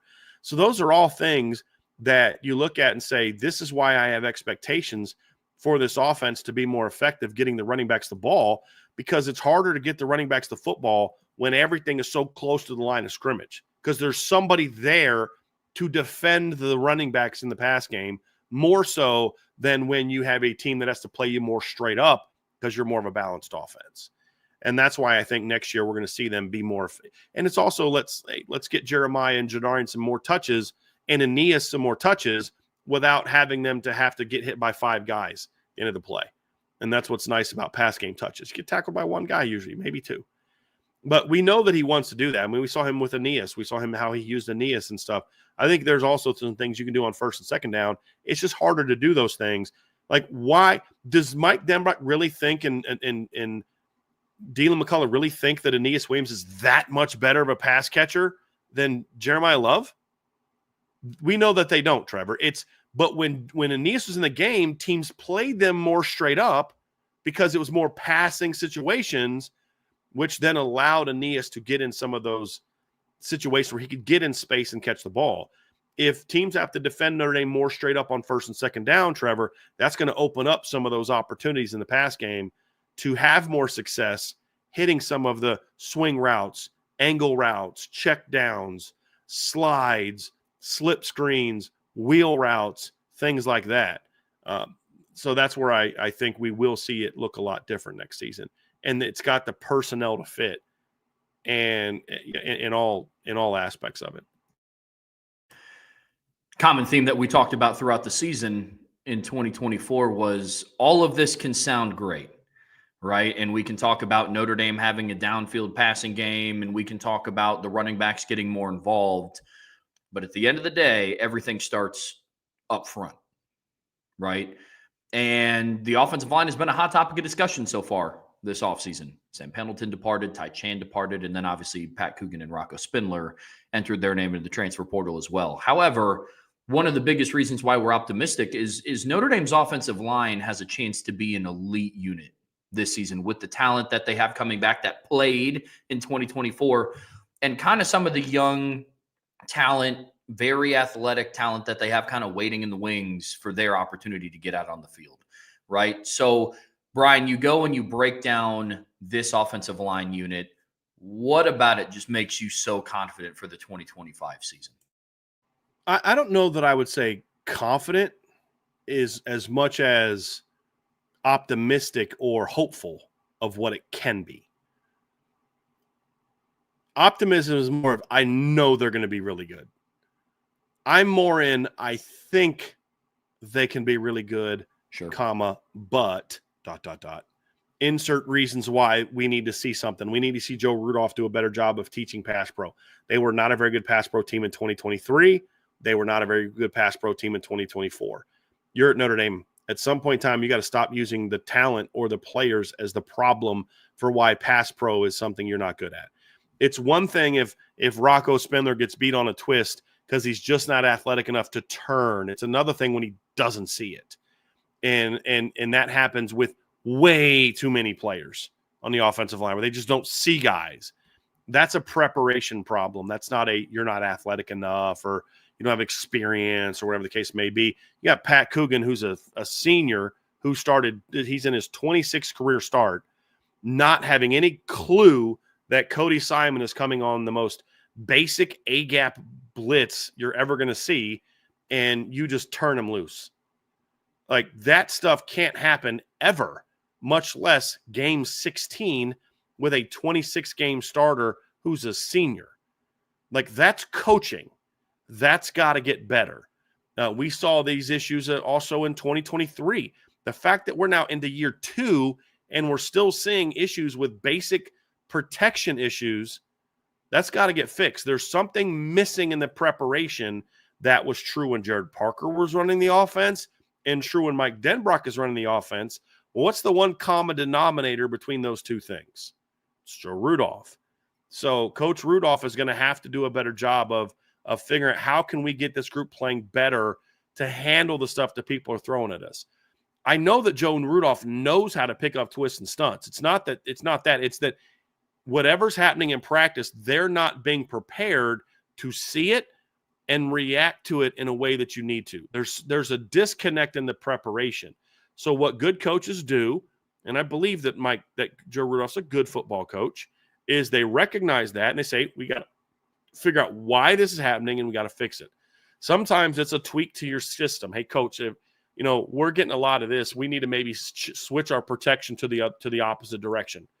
Other times it's, hey, listen, in our preparation, we need to make sure we're doing this, this, and this during the week of practice to physically see that. We're spending a lot of time. We're showing them on film that this stuff is coming, but we're still not picking it up. That's because you haven't trained their bodies and their eyes to see it and react to it enough for whatever reason. So that's going to be a big thing. But if they fix that, the talent's there. Like one thing I loved about this year's offensive line is my biggest criticism of Joe Rudolph in 2023 is his offensive line was not physical. They caught a lot. They didn't drive their feet at contact. I mean, how many times did you hear me complain in 2023, Trevor? They just hit and stop their feet. It's maddening. They just hit and stop their feet. Oh, yeah. This year we saw that there was a couple times that, like, I thought Indiana, that was an issue. And I thought against Georgia was an issue. They stepped up and did better against Penn State in the second half and against Ohio State of moving their feet when they had contact. But just overall, I thought the offensive line played more physical football in 2024 than they did in 2023. We saw them do a better job of working their feet through contact. That's great. Now keep building on that, Coach. That's a big thing. That encourages me. That is something I feel good about, especially, and here's the final piece, Trevor, and I'm curious if this is where you're at too. I still have questions about, will Joe Rudolph be able to put the right people in place, and because he's made major personnel decisions that have been problematic each of his 2 seasons as far as who he starts and where, and that's a problem. So that's a concern. But I look at the talent of this line, and I'm like, it's much more mistake-proof. If a coach makes a personnel mistake, he's making a mistake with a talented guy compared to another talented guy. So, I'm not going to be happy if Charles Jagasaw is a right guard and Joe Root and Anthony Knapp's at left tackle. But I'm still going to be but that's still a pretty talented group of guys.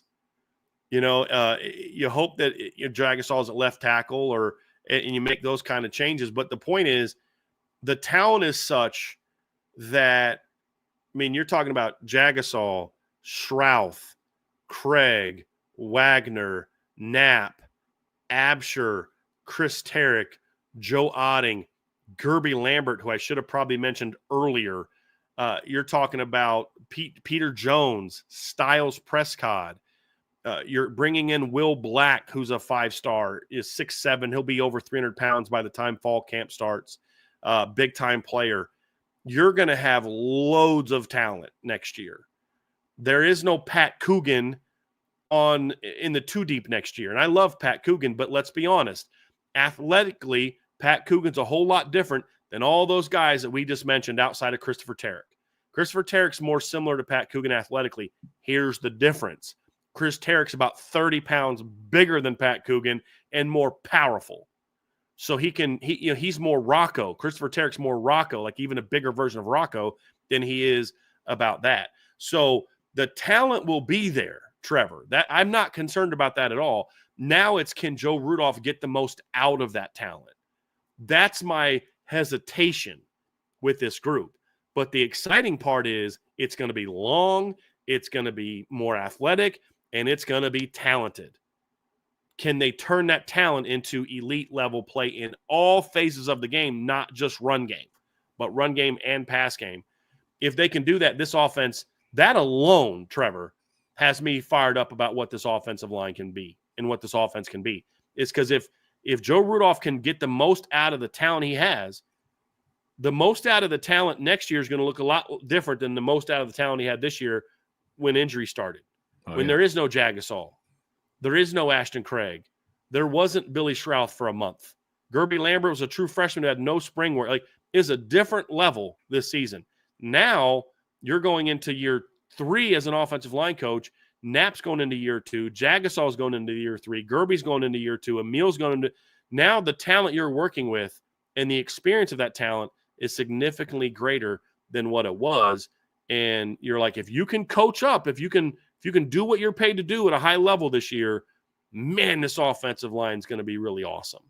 And that's what gets me excited about it. And hopefully he makes the right personnel decisions. Because if Joe Rudolph makes the right personnel decisions this offseason and can fix some of the pass game schematic issues or teaching issues, I fully expect this to be a Joe Moore Award winning caliber line, where maybe they don't win it, but they should have won it. Like the 15-0 line. Didn't win it, but should have won it.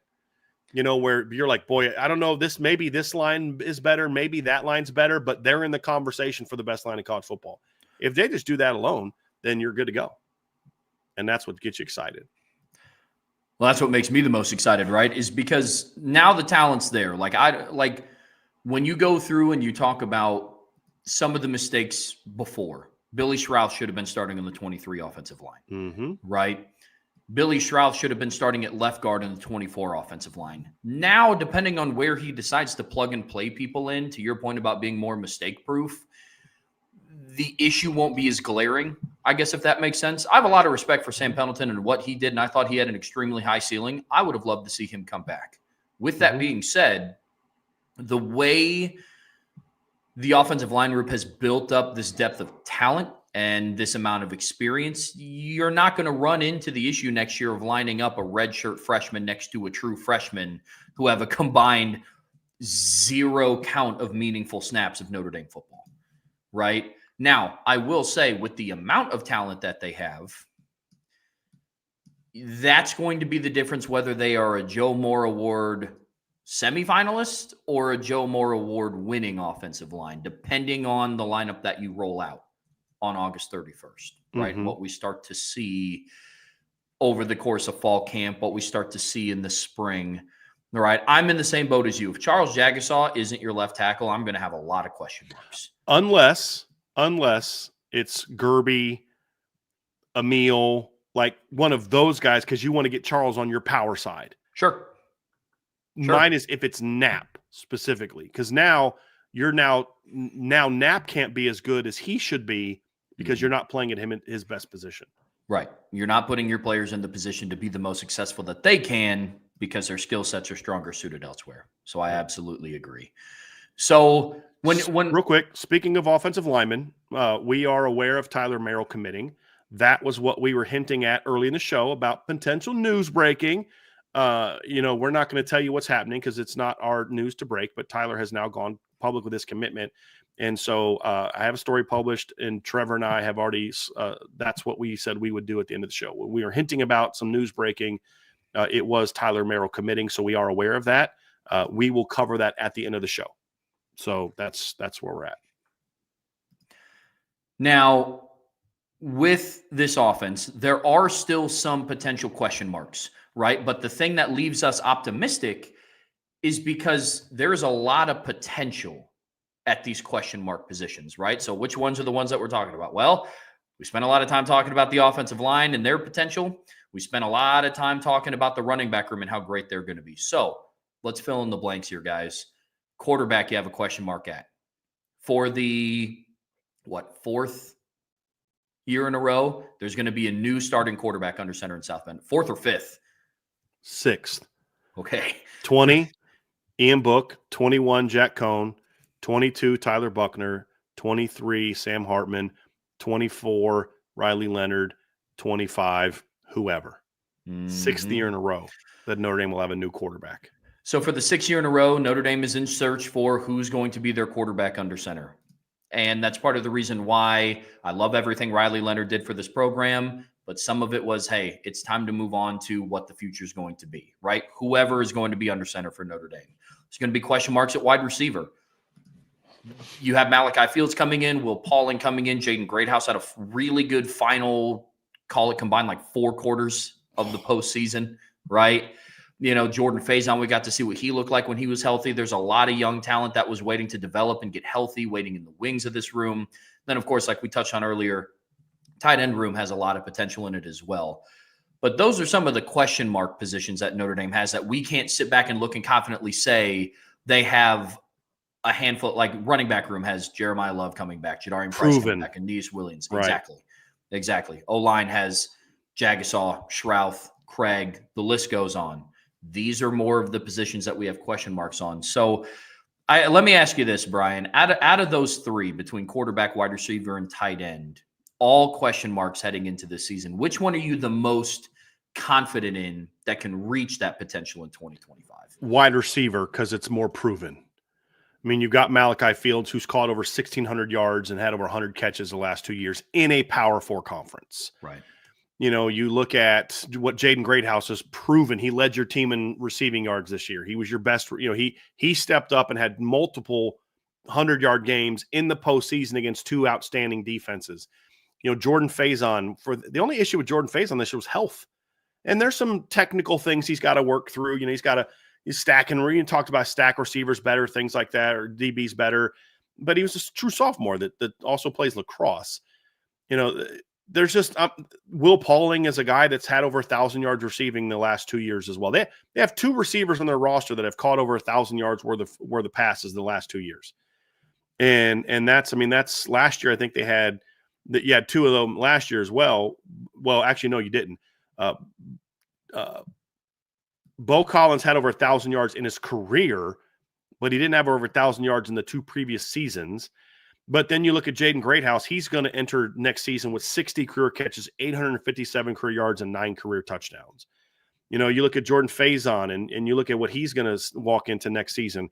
He's going to walk into next year with 49 career catches, 678 career yards, and 5 career touchdowns.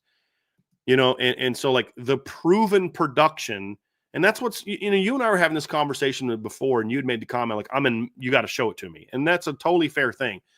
My only thing is the difference between this room and really the last two rooms is this room is more about just do what you've already done. Where in 23, it was like, okay, I think Chris Tyree can be a good pass catcher. He's got over 1,000, he's got over, 500 career receiving yards. He has a 100-yard receiver game out of the backfield. I think he'll be okay. Tobias has got a lot of potential, only has 1 career catch, but he's got a lot of potential. I think Jaden Greathouse can help you as a freshman. I think Rico can help you as a freshman. There's a lot of, I think Jaden Thomas can go from being a quality rotation guy to more of a focal point of your offense. I think those things can all be true. There was no proven production in that receiver room. I mean, your most proven guy was Jaden Greathouse or Jaden Thomas, who had like 20-some career catches. You thought you were bringing in a veteran in Caleb Smith, but he quit the team in the spring because he didn't want to play he didn't want to play for Chancey Stuckey anymore. The kid that they brought in, not KK Smith, Caleb Smith, but Caleb Smith from Virginia Tech.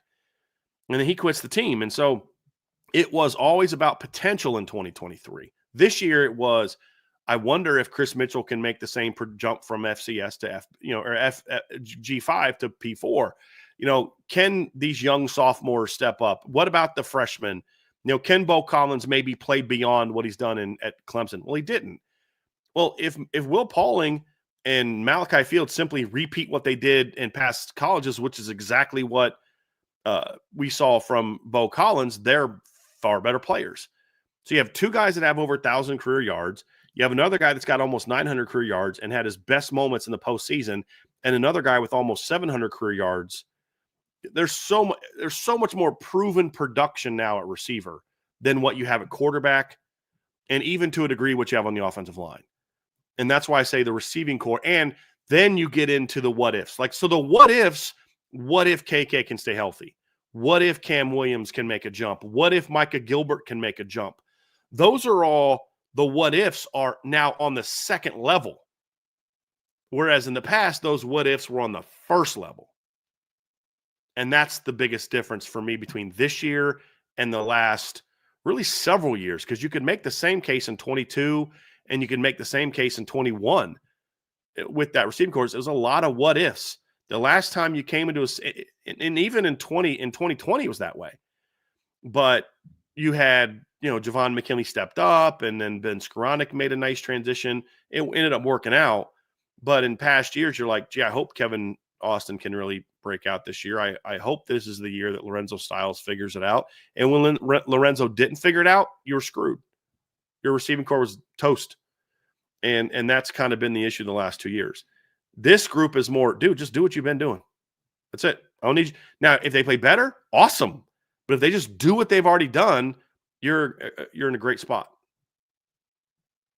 And then if KK has that third-year jump against Yale, if Cam Williams can tap into his big-time potential, if Micah Gilbert makes a big move this offseason, now you're really like, okay, now this receiving room is filthy now. And that's why that group is they got to all show they can do it at Notre Dame. That's the difference.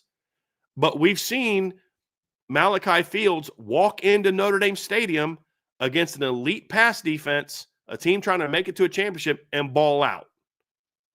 He didn't back down. He wasn't afraid of playing in that environment for a team that had inferior talent. I don't see him now being on the good side, and all of a sudden it's a problem playing in Notre Dame Stadium. You know what I mean? Right. That's where I'm like, it's different than with Chris Mitchell, who was playing in front of 12, 15,000 people, or Jaden Harrison, who was at Marshall, and saying, now you're going to transition to this place. No, Bo Collins was never the guy at Clemson. And he had to be the guy there. That's where I'm at, Trevor's. Malachi Fields was the guy for Virginia last year, and he played well. Now he's going to be the guy again, and he's going to have a much better supporting cast than what he had last year, including at running back and quarterback, not just receiver. And that's where I get excited about that group. Quarterback I love the talent, but it's very unproven. And I don't care what a guy did in a bowl game that nobody cared about and that you had a month to prepare for. That it's great, and I expect Steve to be poised, but that's not what matters to me. It's, can you do it week after week after week after week when you're the guy? Right. And I've said this a million times, Trevor, being a backup quarterback is a whole different level of pressure than being the starting quarterback. Guys coming off the bench in key moments when there's no pressure on you. The pressure comes when you're the dude. And we're going to find out if he can be that. To all the points that you just made, that's why I'm also really, really excited about the receiving core, because I did go on record and I was like, I still need to see it. And to a degree, I still do. I need to see you do it in a Notre Dame uniform. But the reasons for optimism are significantly higher for me this season than they were going into 23 or they were going into 24. So for all those reasons, really, really excited about it. Brian, before we transition over to some of the biggest questions that we have, any other reasons for optimism that you have? I mean, there's a lot, but anything that we didn't cover initially when we take a first look at this offense? We don't talk enough. I'm very obviously you've got an outstanding offensive coordinator. You've got arguably the best running back coach in the business. The reason I'm optimistic is I saw some things on film in November and in the postseason that made me a lot more optimistic that Mike Brown is who I thought he was when they hired him. So more. I don't think we can just assume that the production we saw at receiver in the postseason and it being better is because the players figured it out, independent of the job that was being done with the coaching staff. So I do think that we started to see the Mike Brown effect start to take more hold later in the year. Now he gets a second full offseason. He's deprogrammed a lot of those bad habits. It's a more talented room. I think that's another reason for optimism is I started to see some things late in the year that make me think, okay, he is the guy that I thought he was coming in. And I had some doubts in the middle of the season. So that gets me a little fired up as well, as I feel the receiver room is in good hands when I didn't necessarily always feel that way throughout last season. But his unit stepped up when it mattered most. And that's partly on them, but that's also partly on preparation. And that's something that got me excited about this group. Absolutely. And for me, the mark of a really good coach, not the only one, but the thing that I always pay attention to is year-long progression. Are you staying stagnant? Like for 2023, you look at the wide receivers, like were you the same against Navy as you were against Stanford the end of the year? Yeah, kind of, But for this year, it was different, right? They were significantly better blockers as the season went on. Their urgency off the line got better as the season went on. So for all those reasons, I'm in the same boat as you are, Brian. Well, look, guys, that's going to do it for the reasons for optimism for 2025. And this is going to be an ongoing conversation throughout the offseason, right? We're very far away from the blue gold game, from fall camp, from opening kickoff. So a lot of different things to cover here, a lot of different moving pieces. We're getting ready to move over to some of the biggest question marks that we do have, because for as optimistic as we are, there are still some hesitancies around this offense that we do want to address.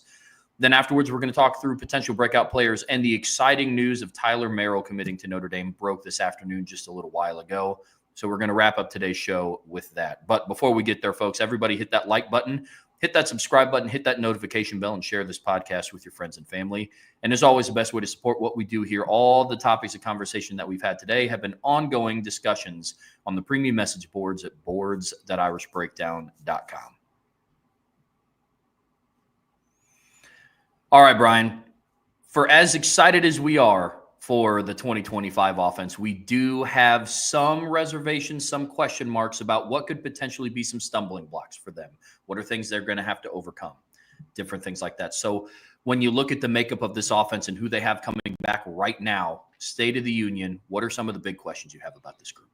Leadership. And that's an issue every time you go into a season where you lost your captains. But it also last year, we talked about this. It was concerning that Riley Leonard was named a captain, which was fine. But then we're like, well, who else would be a captain? And a lot of your guys that had captain traits were not starters. Pat Coogan was a guy we talked about have captain traits. He wasn't even a starter.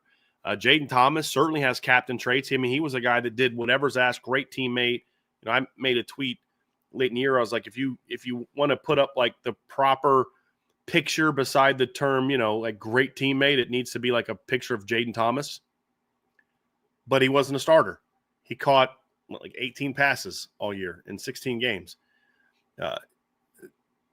You look at this season and you say, who are the leaders? I know who options are. It's not that there aren't potential leadership guys there.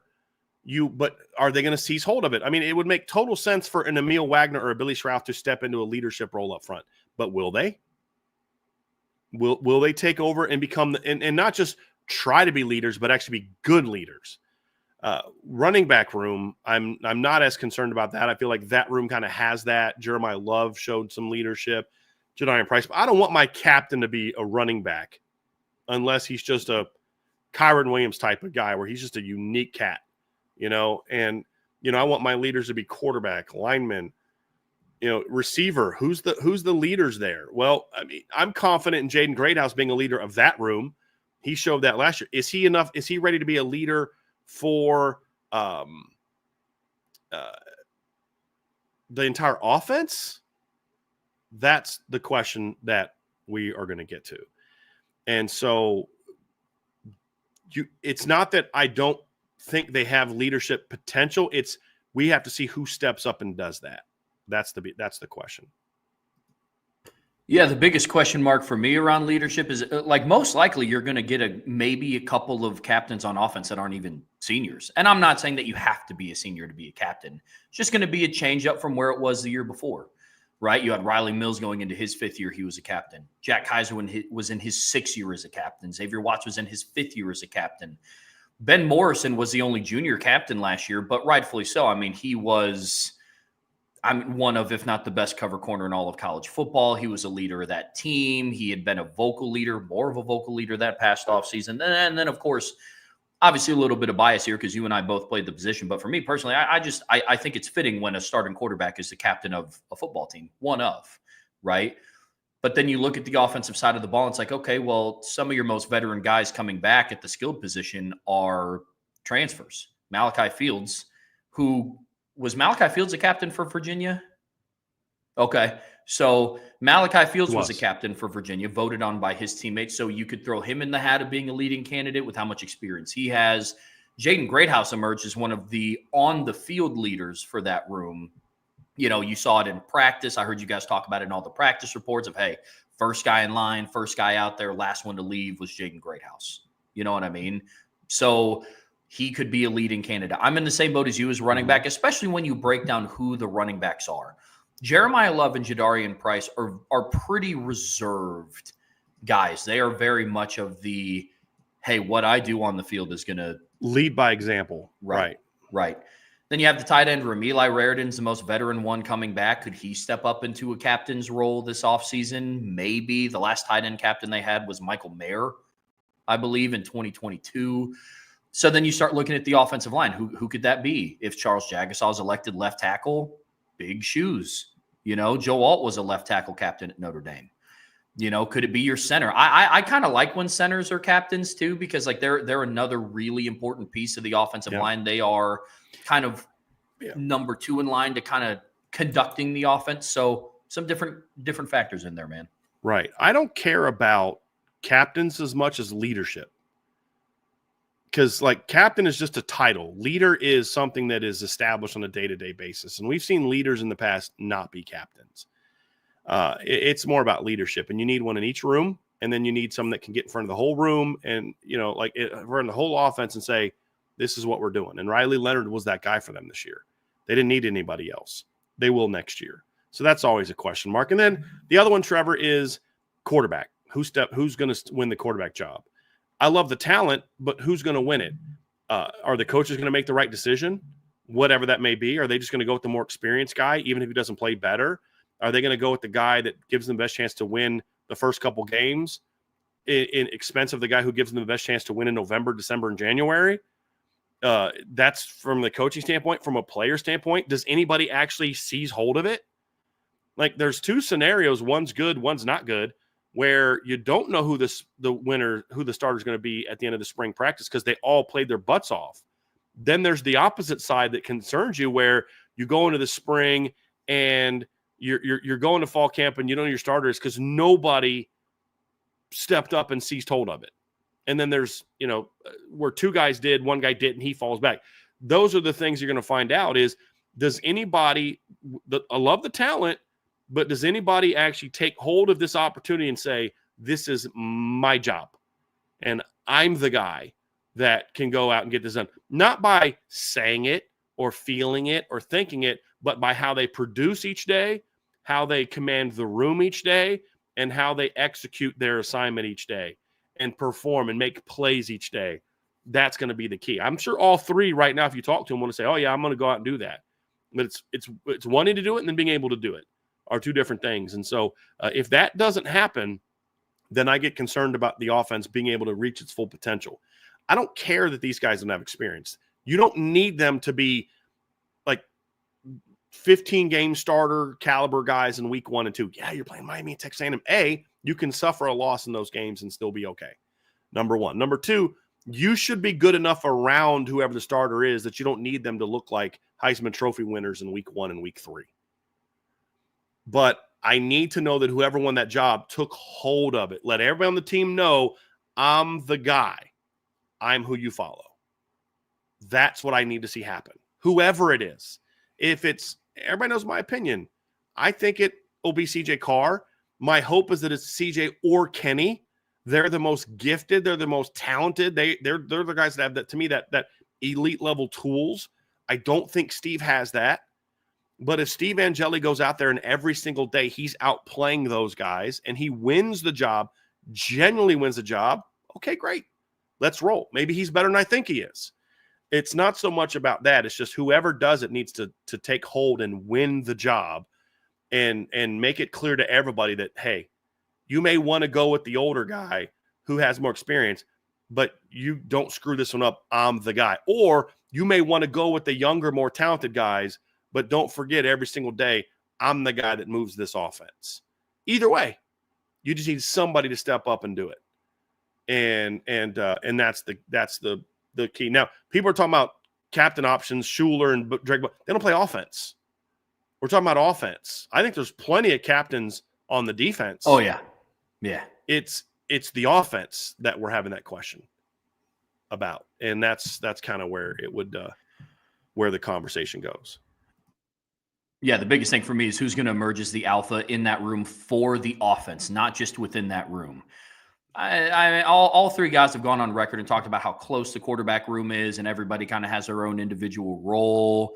It's, they respect each other. They want everybody to get better every day. But at the end of the day, you're in a position battle. You're in a competition to see who will lead this offense moving forward.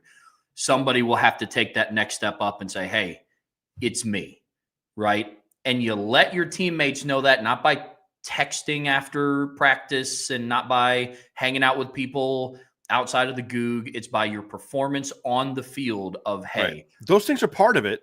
Those things are part of it, but you can't have one without the other. Mm-hmm. That's the thing. Absolutely. Another thing that's going to help whoever is under center is playmakers in the pass game will have to step up. That's another question that we had. Yeah, because as you mentioned, Trevor, it's one thing to say these guys have done this, this, and this, and this, but two of those guys we talked about have not done it at Notre Dame. And so there is the feeling of, will they do it here? Mm-hmm. Can Jaden Greathouse build on what he did in the postseason? Can Jordan Faison take that next step? Can Malachi Fields come to Notre Dame and do what he did at Virginia? Where it just means more. It's just there's more at stake. There's more on the line. Can one of the young pups step up? Is it Micah Gilbert? Is it Cam Williams? Is it Logan Saldate? Is it KK Smith? I mean, who is that guy going to be? And then I'm also concerned about the tight end position just because the numbers. That's a position where you've had a lot of injury history in the past. We talked about I don't know when Cooper Flanagan's going to be back. Can Eli Raridan step up and seize hold of that? So the options are there. The talent's there, and that's why we're excited about it. But this spring, we do need to see guys start to step up and say, no, this is who I am. I'm that guy. And I can do it with these guys at quarterback, not just Riley Leonard. And so that's the thing. It's like, look, I think it's going to be, and I went in order of sort of importance here. This is the one I'm least concerned about. This is the one I have the most faith in being carried out, but it still is. It still is. And then, of course, the final question mark, Trevor, to me that we didn't talk about is, will the offensive line be led properly? Will the right players be put in the right positions? And will they make the necessary changes that we talked about, to practice changes to make sure that they're improving their pass pro, both schematically and technically? That's the other one. And so a lot of these things sound real similar to the reasons for optimism. The difference is the reasons for optimism is about talent. Yeah.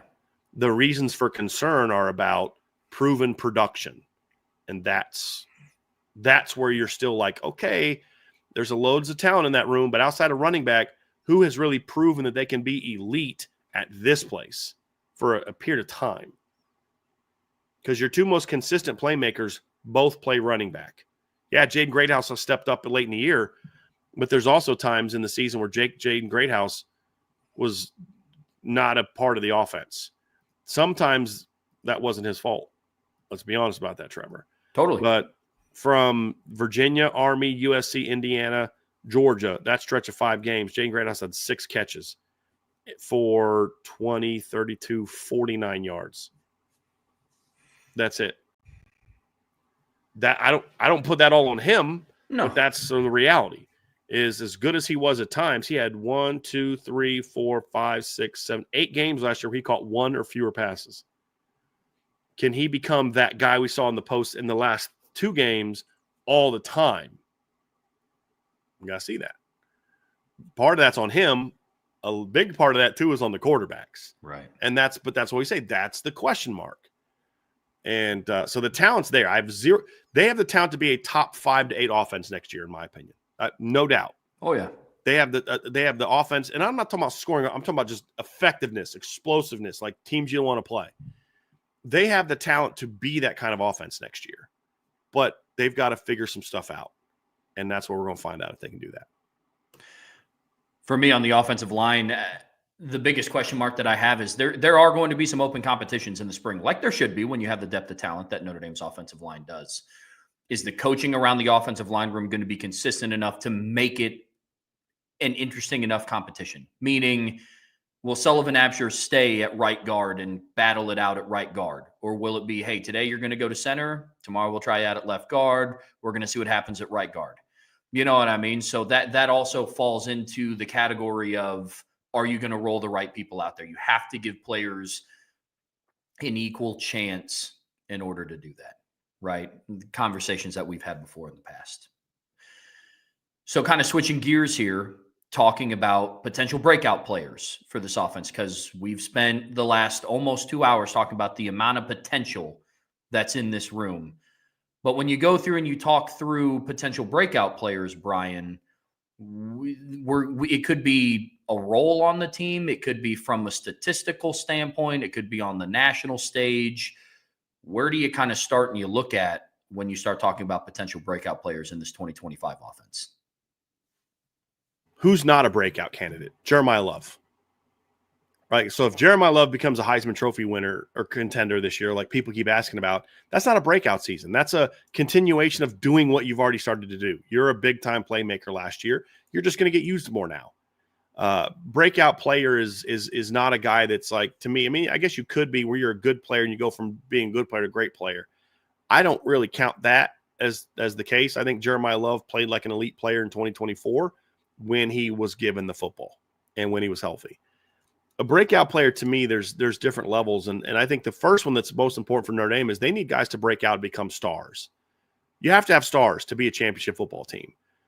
And so, you know, who are those guys going to be? And obviously they have one already in Jeremiah Love. And I would argue they have a star backfield. I think that's a better way of saying it. They have a star backfield because I don't know that Jadarian Price is a star in and of itself at this point in time.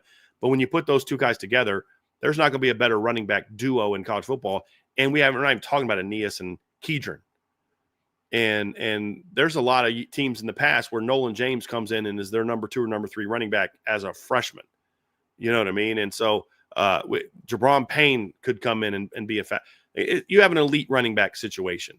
But what else are you going to have? And when I think of it, it's quarterback receiver, but they need somebody to be a breakout star up front. And I'm going to say, as long as Joe Rudolph doesn't mess this up, Charles Jagasaw is going to become a star next year. I know he's only started 2 games. I get all that. But he has started 2 big games, of a bowl game and a national title game, and he played well in both. He's now going to have another year under his belt of experience. Hopefully he's going to be healthy next year. He was coming back from a knee injury as a freshman. Remember, he got injured as a senior in high school, and that slowed his development down as a freshman. And then, of course, he got hurt in fall camp. He's got to prove he can stay healthy. But if he's healthy next season, I think Charles Jagasaw becomes a star. Maybe Billy Shrouth could take that next step, but he's got to show me a lot more. Billy's good. Can Billy be a star? He's got to show me more. Charles Jagasaw has shown me he can be a stud, and he's my breakout candidate up front. And if we're going to talk about this Notre Dame team being a line-driven team, I had to start up front for my breakout star. That breakouts could also be guys that kind of take that next step. I could see whoever wins that 5th start. Like, I expect Jagasaw to start. I expect Shrouth to start. I expect Wagner to start. And as long as he's healthy, I'd expect Ashton Craig to start. That's my expectation as of now.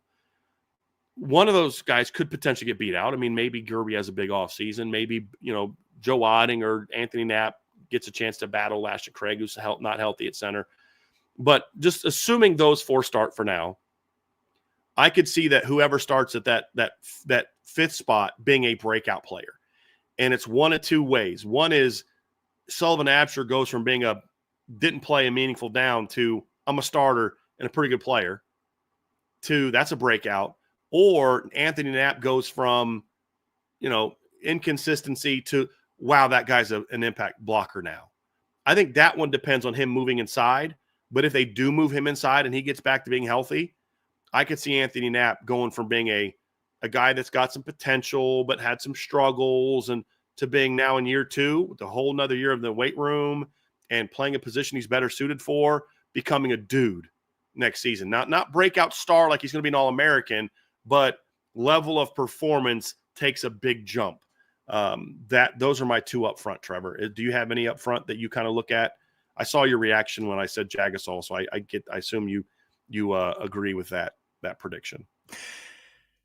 Yeah, I do. And the way that I look at breakout players as a whole is what I think is going to set Notre Dame's offense over the top to them being back to an elite offense, one where nationally they're not just recognized as they run the football really well. You know what I'm saying? Is if they have that star potential, one within every position group, right? One at the offensive line. Running back room is already taken care of. In a different light, more with his legs, they had a star at quarterback last year in Riley Leonard because they don't make it to the national championship without. He was an impact player. Yeah, no doubt. He wasn't a star in like All-American, whatever. But as far as like who would you want leading your team in 2024? Yes, Trevor, I agree with you 100%. Riley Leonard was that player. Oh, yeah. And so where was it lacking? You didn't have that star in the tight end room. You didn't have that star in the receiving core. You had moments, but consistency.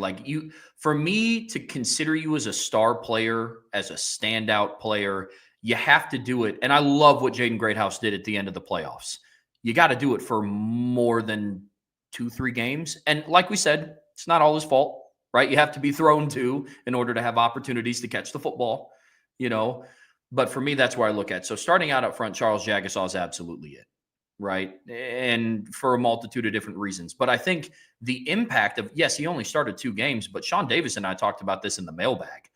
For us to walk away and say that Charles Jagasaw has really played 10 quarters of meaningful football, and we're already saying, hey, he could be your star caliber, standout All-American type player along the offensive line, I just think that speaks volumes for how he's going to be as a player. And so Charles Jagasaw is one for me. I would love to see Ashton Craig in a full season. In 2023, he didn't start the full year. And then obviously last year he got hurt. So I'd love to see what that looks like. Billy Shrouth is a great candidate for that. Maybe Emil Wagner takes that jump and he becomes a more consistent offensive lineman, not from a health standpoint, because he was the only offensive lineman that started all 16 games for Notre Dame last year. Which is awesome for a guy that weighs 290. Oh. Your smallest guy was your most durable. I love it. Right. Love it. And it's not like he doesn't play hard either. I mean, it's not, you know what I mean, where he plays like a real passive game. And no, he plays hard. Oh, yeah. He plays hard. He was able to be durable. Mm-hmm. For him, it's just level of consistency. You know, find the line between being able to one arm throw Jack Sawyer 5 yards horizontally across the line of scrimmage and also just completely whiffing on him. It was an awesome block. Oh. That really was. It was so great. Oh, it was so good to see. But for I mean, me, he launched him. He launched. I mean, he took Jack Sawyer and like oh yeah, it was like, wow, okay.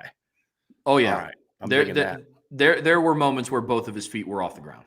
Yes, I mean he was not touching earth for a good second or two of that play. Yes, you are correct. You are correct. Yeah, there were moments where he was airborne. So and he had a couple really punishing blocks against Georgia as well. Like Emil started to find his way in the run game in the postseason. The problem is he took a step back in pass pro in the postseason when he was going to get some better dudes. Yeah. But consistency from him is going to be huge. But it was year one, right? That's the thing is, it was year one as a starter. You expect him to be more consistent. You'd mentioned that you know who are those guys going to be outside Trevor, and I think Jaden Greathouse is one that I look at as a potential breakout season. I don't know that Jaden is going to become a breakout star. Like some people are saying, like he's going to go and be a Biletnikoff winner and things like that. But I do think what we're going to see from Jaden next year is the minimum, the floor will be what his best games were this year. So we'll see 4 for regular season. We'll see 4 for 61 against Louisville in a touchdown, 3 for 43 against Georgia Tech. He had a great back shoulder catch on a slot fade in that game. 5 for 66 against Georgia Tech, where he caught a slot fade and he made a couple guys miss after the catch on some screens in that game. You know, you look at that as being sort of like that's the norm. And then he'll have games mixed in like Penn State and Ohio State. I don't think you're going to see him go through the whole season and have 5 or 6 catches for 100 yards every game. I don't. But I think what you're going to see is more of that 3 to 5 minimum per game, where he's 40 yards minimum per game, and then he'll have the games where he breaks out with 80, 90, 100 yards. I think so that consistency will be there to where when you're defending Notre Dame, you have to account for number one. And that, to me, more than anything, is you're an impact player. When the other team has to game plan for you, or the other team has to say, hey, we can't game plan for him and so and the run game, we're going to have to take our chances against that guy. And when they do that, you make them pay for it. That's what an impact player is. Jaden Greathouse was a good football player this year who had a couple moments of being an impact player. Louisville game first half and the 2 playoff games. I expect to see that more regularly in 2025 because we saw that in the spring. And the guys that were throwing him the football in the spring are the guys who will be throwing him the football again in this spring. But unlike last year, one of them will also become the starter in the fall. And that's part of it as well. And here's another reason I think so too. Teams are going to have to look outside in the boundary and say, we got to handle Malachi Fields. He's my last breakout prediction. And I don't know that his numbers are going to be a whole lot different. The perception of him will be different nationally. How teams defend Notre Dame will be different with him than it was with Bo Collins, because you could have 50 catches for 800 yards and 6 or 7 touchdowns at Virginia, and nobody talks about you. You have 50 catches for 800 yards and 6 or 7 touchdowns at Notre Dame, you're now a guy that people talk about. Well, you got to worry about that guy. He made this play against. So that's just the reality of it. And so he may not see a jump in production, but I do think Malachi will be perceived as a much more impactful player because he's now doing it at Notre Dame compared to doing it at Virginia. And so he's my other one that I see as being a breakout. My predicted breakout was so Jagasol, Jaden Greathouse, and Malachi Fields for sure are those. And I'll have one more, but I want to hear who else you have, Trev. Yeah, I have I have Malachi Fields and Greathouse in mind. And I think for the first time in a very long time, Notre Dame has a viable 1-2 punch at the receiving core, right? And I mean strictly receivers, right? Like there was like in 2021, you had Michael Mayer and Kevin Austin in moments, right? But I'm talking strictly just wide receivers. And that to me leaves a lot of room for excitement. So they're both of mine. And I'll entertain one of, the younger guys. I would entertain a Jordan Faison pending that he stays healthy as well. But for me, like when we're talking about like strong impact to the offense, like guys like Jaden Greathouse and Malachi Fields, guys with proven production in big moments, in big stadiums, and big games, they lead the way for me. Because as exciting as it would be to say, yeah, Cam Williams, breakout season, Micah Gilbert, breakout season, Logan Saldate and KK Smith and all these guys, I would love nothing more. I think that'd be fantastic to add to that 1-2 punch. But it's going to be tough for me to go from guys that essentially did, outside of KK Smith, literally not record a reception in 2024, for me to label them a breakout player in 2025 because of the talent that's in front of them. And to me, that means that the receiving room's in a really good spot. But a breakout could be KK goes from, what did he have, like 1 or 2 catches this year to 25. Sure. And he gives you something that maybe you didn't have last year, that vertical threat where you look at KK Smith and he had 3 catches for 38 yards. If next year KK goes for 18 catches for 350 yards and 3 touchdowns, that's a breakout. It's not a national breakout, but as far as impact in the offense, you're a better football team because that guy can come in there and kind of make teams pay if you don't respect it. Like I could see Cam having that kind of breakout. I could see Micah Gilbert. That's still a breakout to me. It's just a different type of breakout. Sure. It's not so much like, wow, you're a championship team now because Greathouse became a number 1 or Malachi became a number 1 or Jagasol's an All-American. But it's like, boy, that guy stepping up played a big role for you. And so I think there's that would be the bottom tier of it, lower tier of a breakout. But I do think we'll see something like that from somebody next year, whether it's Kedron, whether it's KK, whether it's Micah Gilbert, who's a guy that I have my eye on as kind of working in there with Malachi in that boundary position.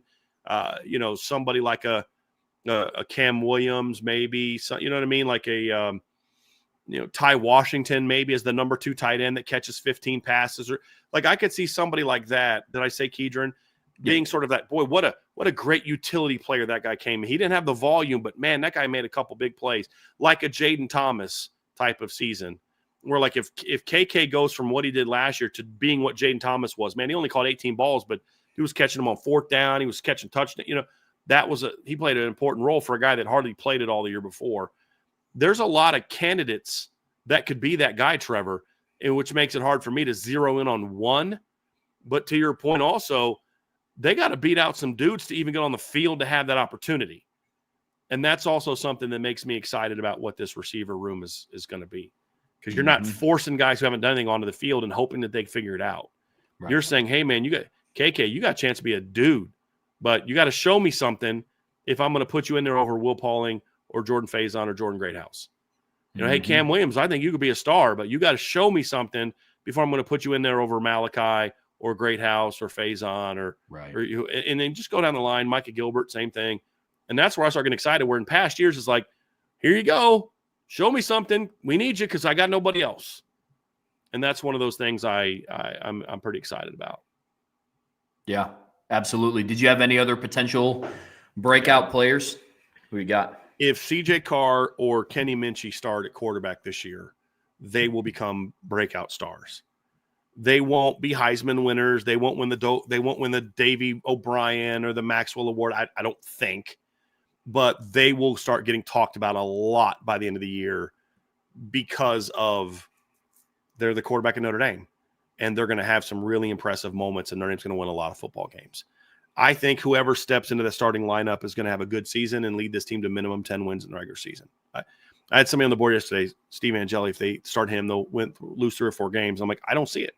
They went 8-2 with Drew Pine, with a team that had less talent than this team has. And Steve Angeli has more talent than Drew Pine. Steve Angeli's not going to go 8-4 next year as starter. But I just think the ceiling is like the floor with Steve is good.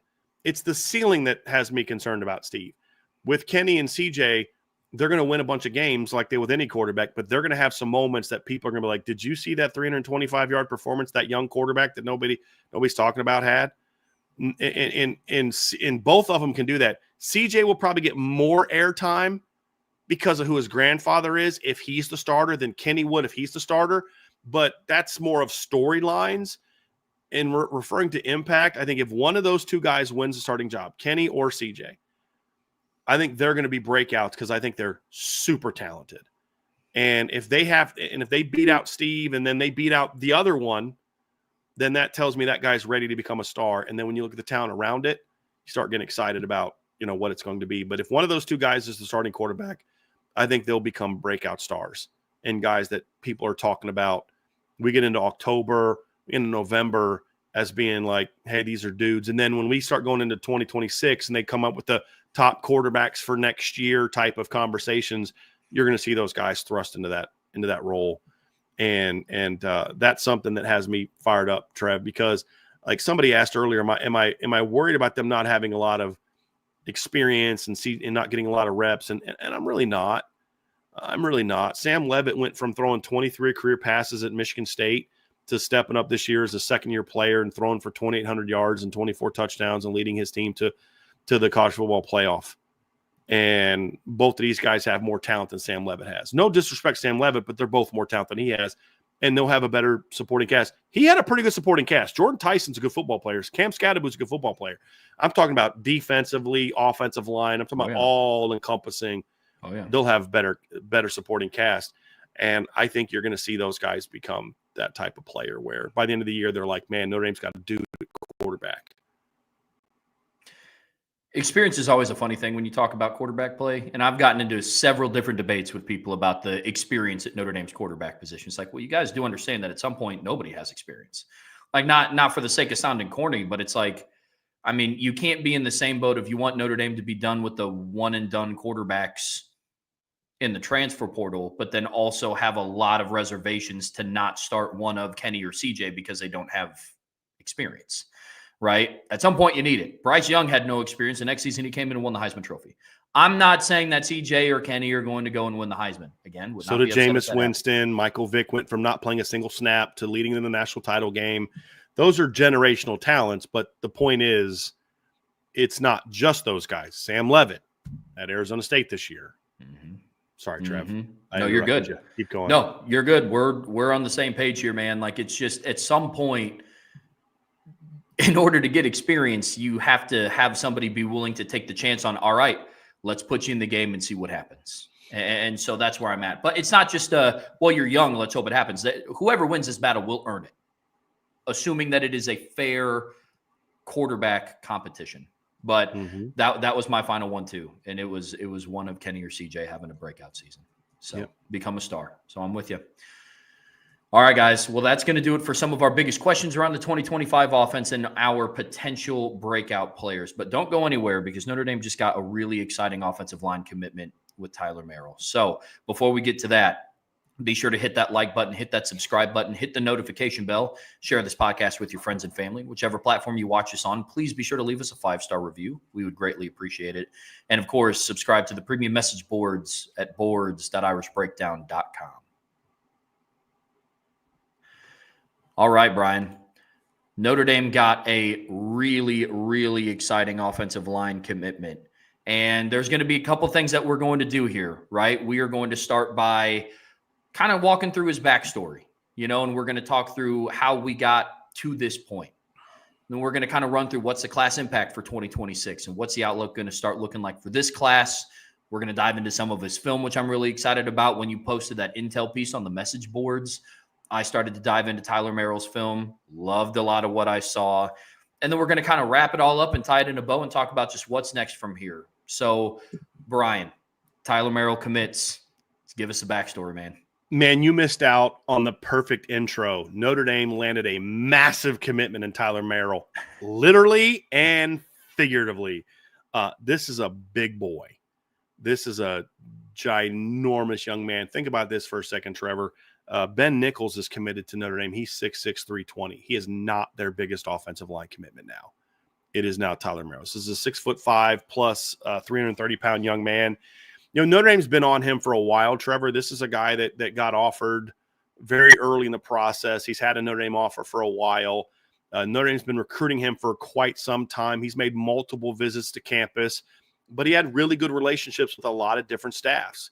And the thing that made it a little bit challenging was, you're having a heck of a year as a football team, but one of his other top schools, if not his next top school, was having a heck of a season too in Penn State. He's a Pennsylvania kid, played at Cumberland Valley in Pennsylvania, which is a pretty good football program for those who are familiar with that state of Pennsylvania. He's a kid that's from Mechanicsburg, Pennsylvania. And so you're talking about his top contenders. A lot of them were having really good seasons. He also, if you look at like the top 5 and how it came to be, Notre Dame and Penn State were part of that. The rest of his top 5 was Alabama, Clemson, and Wisconsin. And when you've got a kid from Pennsylvania that Alabama's making a hard run at and Clemson's making a hard run at, you got a pretty good football player. And Notre Dame got on him early, which they needed to do. It was smart. Joe Rudolph did a good job building the relationship with Tyler Merrill. The rest of the staff did a good job of building the relationship with Tyler Merrill and using the season to stay in contact, get him on campus. And then they brought him in again. And the rumors were that he was starting to go into decision-making mode, but wasn't necessarily quite ready to pull the trigger. Penn State people thought that Tyler Merrill was going to go through the process and take his official visits and stuff like that. But when he got on campus, the staff did a great job of he was with Ben Nichols and Sullivan Garvin the entire time and just really selling the vision for him. And then also there's some other kids on the board that people thought might be close to popping, and they're only going to take one more interior guy. And I think Tyler Merrill just like, look, this is where I want to be. This is where I want to play, and I'm ready. And he made that decision. So he actually committed to Notre Dame during junior day. So we actually got word. Nick Kramer texted me, I think that afternoon, and he was like, hey, Tyler Merrill committed, just so you know. And, we had been told that by the parent of one of the other recruits that was on campus.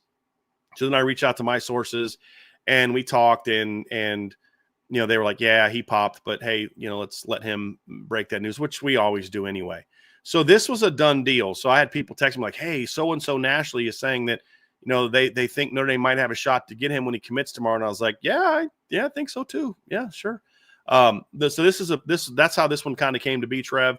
Real big pickup, but it was one of those ones where it was a journey. It was a grind. He liked Notre Dame a ton early on, but they weren't the only team he liked a ton early on. He liked Penn State a lot. He liked Alabama a lot. I think Clemson then made a really hard charge with Matt Luke, who's an outstanding recruiter, which is why Marcus Freeman tried to hire Matt Luke at Notre Dame, because he's a heck of an offensive line coach and a heck of a recruiter. And so Joe Rudolph had to play the long game with Tyler Merrill, and they did. And in the end of the day, they won it and got a big-time pickup. They got a big pickup, Trev, literally and figuratively. So this is a good pickup. Very, very strong pickup for Notre Dame. And when I found out about on Saturday, Nick was like, hey, can I do the dancing GIF? And I was like, bro, based on the intel piece I'm going to put out, if we do the dancing GIF, then people are going to kind of have an idea. And I expected Tyler was going to put out something the next couple of days about, hey, I'm going to announce my commitment. And then he dropped the top 5. And I was like, dude, people are going to they're going to know we're talking about him. And so let's not do it. But but Nick was fired up to when he got told that. I was fired up when he told us that. So this is a big time pickup. It's and it's not just you beat out Penn State, you beat out Bama, you beat out Clemson, but you landed an outstanding football player with loads of potential. And that makes it a huge pickup for the Irish. I was really excited. You texted me about that too. I think we might have been on the phone, but we were talking about it, and it was after I had watched his film after you put out that intel piece. And man, there was a lot of exciting stuff to watch on there. And I know we're going to dive into the film here soon, but next we're going to kind of talk through the class impact, right? And Notre Dame's 2026 recruiting class is starting to shape and take form, and he is now the 3rd offensive lineman in that commitment. Because there's Sullivan Garvin. 7th overall commit, 3rd offensive lineman. Okay. 5th offensive player. That's massive. Yeah, because they got 2 defensive players, Thomas Davis and Chasten Smith, cornerback, linebacker. And then they've obviously got Noah Grubbs, Dylan Faison, and now 3 offensive linemen. So that's 5 offensive players. 3rd offensive lineman, and they're all Northern kids. And Notre Dame's got to dominate Northern recruiting when they want them. Now, for the fourth offensive lineman, there's some Southern kids that I'd like to see them as the fourth guy. But when there's dudes up north, you got to get those dudes. So you went into Penn State's backyard and got him, and you went into Michigan's backyard and got Ben Nichols and Sullivan Garvin. And that's big, very big for Notre Dame. So when you start breaking down the rest of what this class looks like, I know you said 7 offensive players already. And again, this is more of a legitimate open question that I have. But when you're building out this class, I know some of it depends on what happens in the 2024 class as well. But moving forward, offensive targets for Notre Dame, does it depend now? Like, are they going to continue hammering offensive side this hard? Or? For sure. So when you look at the offensive line first, the way that they were looking to build this class is they had early on said 3, but that went up to 4 pretty quickly just because of how many good players they have on the board. Yeah. Tyler Merrill being one. And also because of some expected departures. And like Rocco leaving doesn't impact this, Pat Coogan leaving, because they were gone. They were going to be gone by the time Tyler Merrill in this class showed up anyway. Their eligibility is going to be over. But obviously like a Ty Chan, and you look at Sam Pendleton and potential of, some injuries and things like that. They quickly properly moved up to 4. But the focus for the staff was, and part of this I agree with and part of it I don't, is they wanted to load up on interior guys. Now, I personally don't love recruiting pure interior guys. I like recruiting guys that are tackles that can play guard, because tackles can move inside. Usually don't see interior guys that can move outside. These guys are all tackles in high school, but they all project as interior guys. But they really wanted to load up with interior guys, and they wanted at least 2, if not 3 interior guys, and you've got that. So what Tyler gives you is a third interior player. He could play right tackle, I think, with some body reshaping down the road. I think him or maybe Ben Nichols could maybe be like a right tackle with down the road, but right now they're projected more as interior guys. All 3 of them are projected as interior guys. Maybe Sullivan Garvin could play some tackle if he is some body reshaping, but that's a big thing. And then the other thing they wanted to do is they wanted size. Now that's something that Coach Heastan started when he came back, and that's something that Joe Rudolph has continued since he's arrived. Is Notre Dame is trying to get big up front. Now, not big and slow, but big and guys that can move, because they want to be able to go 11 personnel and run inside zone and run duo and just punish and bully people, and then throw perimeter and all that kind of stuff. Well, to do that, you need talented players, but you ideally want bigger guys. That's how a lot of the Southern offensive line gets built. Penn State has that kind of offensive line. We're just a bunch of 315 plus 320-pound guys. And so clearly focusing on size. Sullivan Garvin is 6'5" and listed at 300 pounds. He is 20 pounds lighter listed weight-wise than the other 2 kids they now have committed. So when you talk about class impact, he gives you 3 out of minimum 4. I think they could get to 5 with the right guys.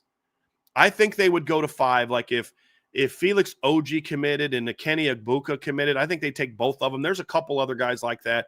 There's some tackles on the board. I think they would get to 5 if it was the right 5. 4 is the desired number. You're now sitting here January 30th, and now publicly you have 3 guys committed. So you're getting close to finishing your needs. You wanted interior players. He gives you another big physical dominant interior player. You wanted to add more size, and he certainly does that.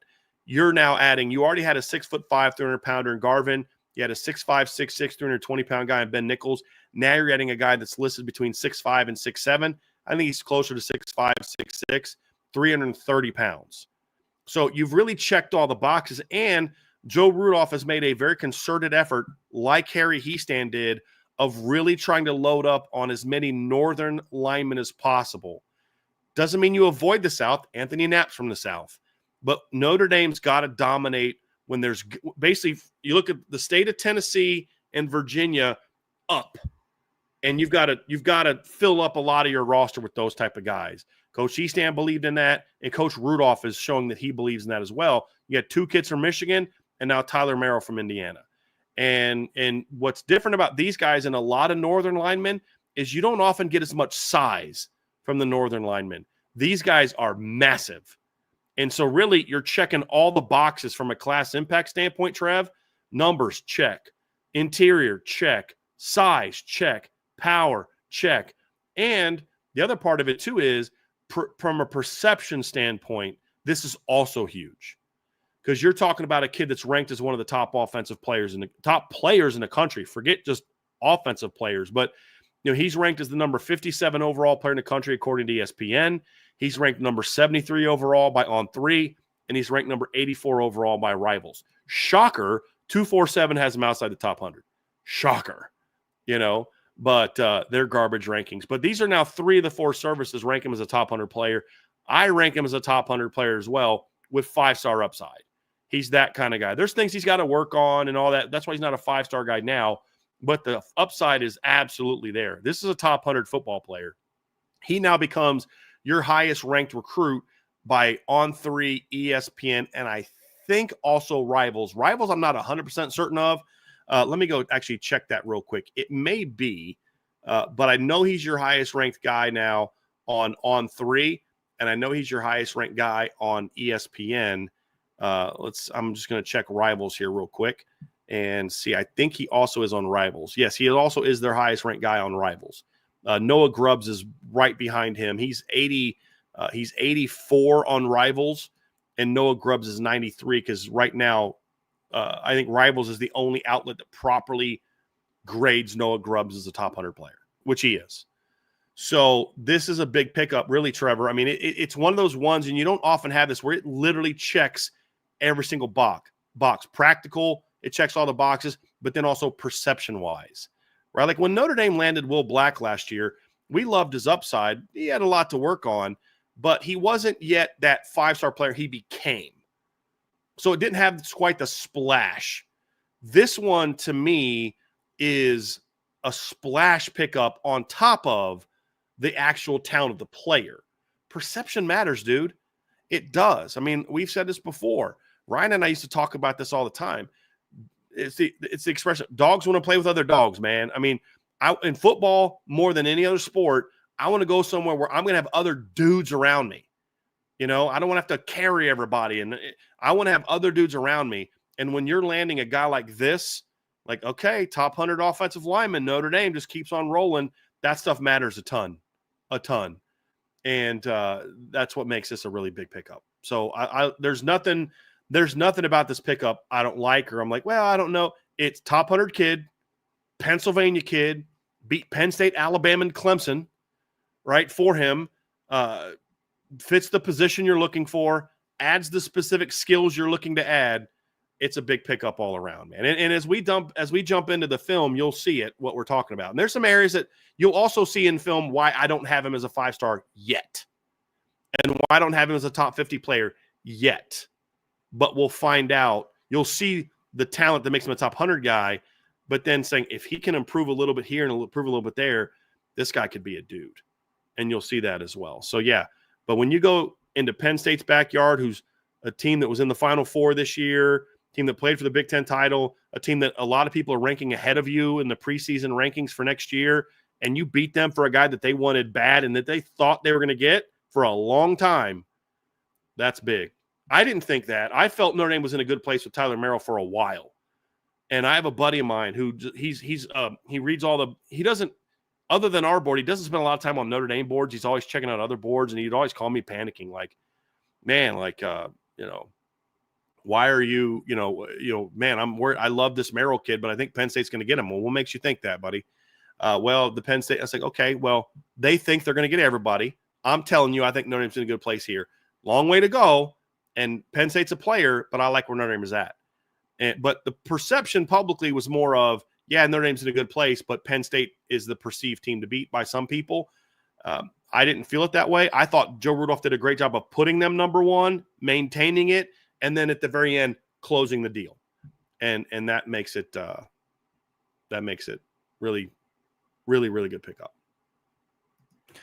It sounds like a good recruiting process from start to finish, and they fought to fend off some other really high caliber destinations for where Tyler Merrill could have went. And on top of it all, the kid's 6'6", 330 pounds. I mean, that's just, and it took me a second to realize, because I was like, oh man, he's going to be a great addition in the fall, but he still has one more year of high school to go through, another year of refinement, another year. I mean, it's just, everything about it is really, really exciting. So I don't know about you, Brian. I'm ready to jump into the film because I had a lot of fun watching him and what he did his junior year of high school. So we're getting ready to pull that up. But the first thing that you'll notice on film is he is a massive person.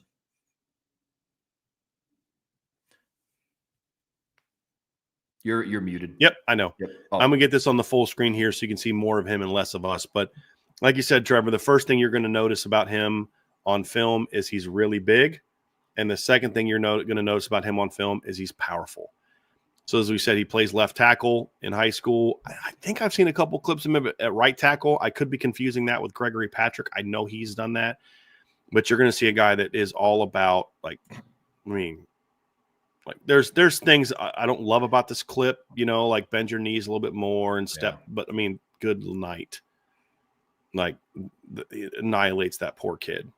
And here he's blocking a kick, which I love. We'll just play that once. He gets so excited about this, but we'll get back to the offensive line stuff here in a second. Look at him. I blocked the freaking kick. I touched the football. Yes. It's the only time an offensive lineman can touch a football, and it's not considered a bad thing. All right, see him at left tackle again, but you're going to see a kid that's powerful, just extremely there's throwing your weight around, and then there's having a great punch. What you're seeing from these first two clips is not that he's throwing his 330-pound weight around. It's he's got a great punch. He's got very heavy hands, right? You see big boxers that aren't knockout guys because they don't have those real heavy hands. You'll see big offensive linemen that need their weight to move people around because they don't have really heavy hands or really a lot of explosiveness. He's got that. He's got heavy hands. He's very explosive as far as from a power standpoint, not from an athletic standpoint, but from a power standpoint. And you just see him constantly just maul people. And that's the first thing you notice. Now, you also seeing on some of these clips areas where you see he's not a tackle right now. Mm-hmm. He can be a little heavy-footed at times. I do think some body shaping is needed, but that's needed for most 17-year-old linemen. And he's going to have to work on being a little bit more assertive coming out of a stance, right? You see he hunts for people a lot. Let me find a guy. I want to see him come off with more speed and urgency. He doesn't come off this slow, Trevor, because he is this slow. He comes off this slow because he's looking for somebody to hit. Yeah. And I want to see him come off with a little bit more urgency, a little bit more push. And what's going to help him is when he gets to college and he's just naturally playing more explosive athletes, it's going to force him to be more that way. But, there's some things technically he's going to have to work on. And he's not a great change of direction guy, which is, again, why I don't see him as a tackle. I think that's why I think he's an interior guy. He's going to be much better in tight windows than he will be. This guy wants no part of this pull, Trevor.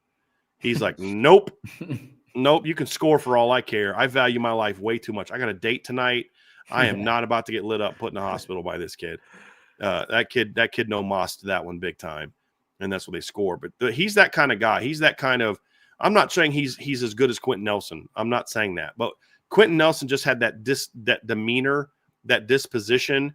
But Quentin was also 340 pounds at Notre Dame, where it's just was like, dude, I'm tired of getting hit by this guy. Yeah. I'm seriously tired of getting hit by this guy. And Tyler's got some of that to him where he just look at this kid's knees buckle. I mean, this is just – is that Pine Richland?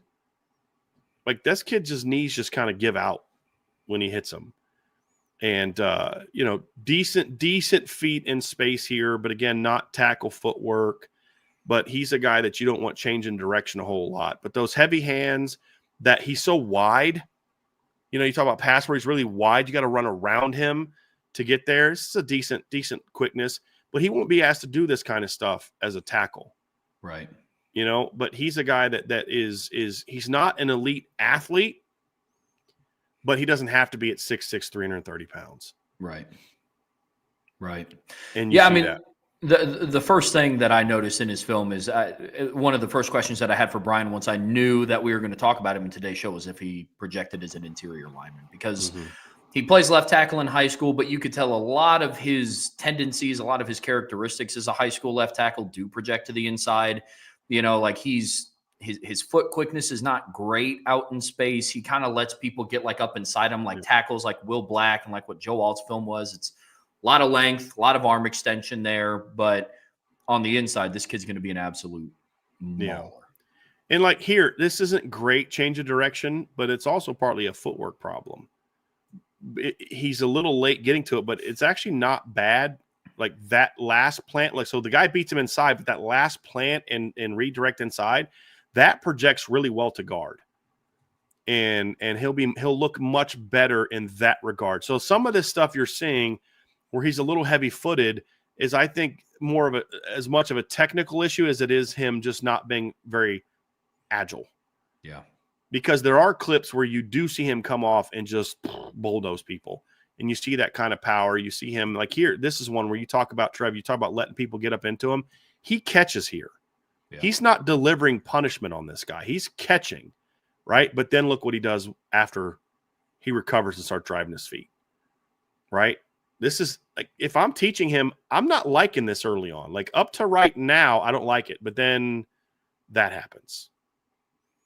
And that's where that power, that physicality just becomes a major, major force. So like there's actually a lot of technical improvement this kid can make using his hands better.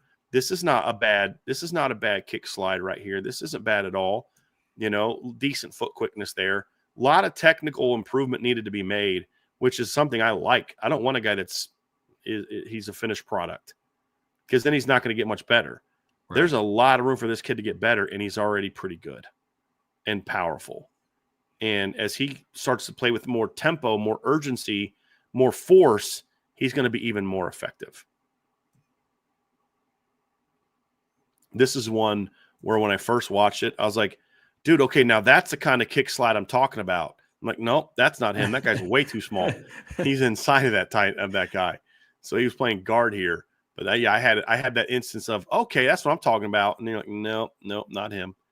This is a guy he's going against a bigger kid, though, here. You can kind of tell that kid's kind of close to him in size. He anchors really well there. This is what he'll do well at guard. Yeah. You know, that I'm a big physical guy. You're going to have to go around me, but you're not going to be able to go around me. I'm going to stone you with my physicality. And as his footwork improves, Trev, he's just going to bully people. Yeah. He really is. What I think I'm going to do after we're done with this one, Trevor, I think I'm going to pull up Ben Nichols' film too for a minute. Yeah.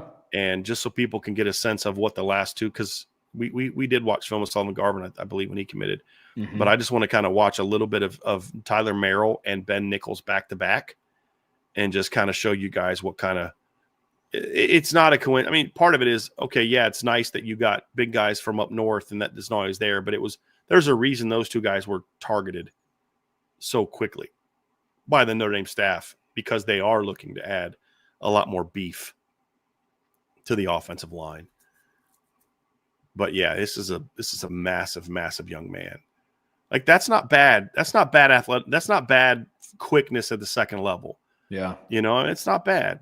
That's not bad. And he's going to just lay some linebackers out. Some guys are going to try to take him on in space, and he's going to destroy him. You know that. Yeah, I feel bad for whoever comes across him on a counter. That's going to be an unfortunate situation for whoever tries to take that on. So love the size, Trev. Love the physicality. Love the hand strength. Love the potential. He'll just, need to fill out. But he's got that kind of size where he can overcome a lot of mistakes because of how big and strong he is, which is a guy that if you need somebody to step in early, he is a guy that has a chance to do that, especially if he has a good offseason from a strength conditioning standpoint.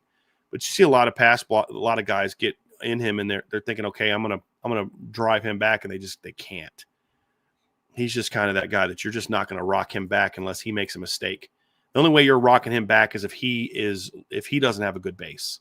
Yeah. If he doesn't have the technical effectiveness on a particular play. I liked this one. This is another one where you see a little bit of this, where you see a little bit like as a guard, that's really good for a guard. Like this is good change of direction for a guard, a 330-pound guard. No, I don't want that at my left tackle. But for a guard, this is, okay, that's where you want to be. And I like, too, here, he strikes that guy, but he keeps working towards him. He just doesn't throw him, and that he keeps working towards that guy. Mm-hmm. And I like that footwork, not foot quickness, but just that he doesn't stop working. That's another thing I like about him that you see, Trev, is he doesn't hit and stop his feet as much as a lot of young linemen at times. but you can tell he understands the need, and so does Ben Nichols. He understands the need to hit and drive. Keep working those feet. Keep working those feet. Keep working those feet. And he's what, 16, 17? He hasn't hit a college weight room yet. Yeah. He hasn't hit a college strength conditioning program yet. Like, this is what you're looking for. That's the thing I have to keep reminding myself is, like, he still has another year of high school to go through and refine what he's been doing already. So, yeah, this isn't even a kid coming to Notre Dame. So, yeah, there's a lot to like there, Trev. A lot to like there. Good Lord. So what I want to do next is I want to actually bring up Ben Nichols' film, and we'll just watch a few clips of Ben Nichols. He was their most recent commit before Tyler Merrill, and he's a 6'6", 320-pound kid, and you're going to see a very similar style of play. You can tell that this is something that Mike Denbrock likes, and so does Joe Rudolph, is they want those big movers. If you're going to run inside zone and duo, you want linemen that can move people and blow people up and blow people off the ball.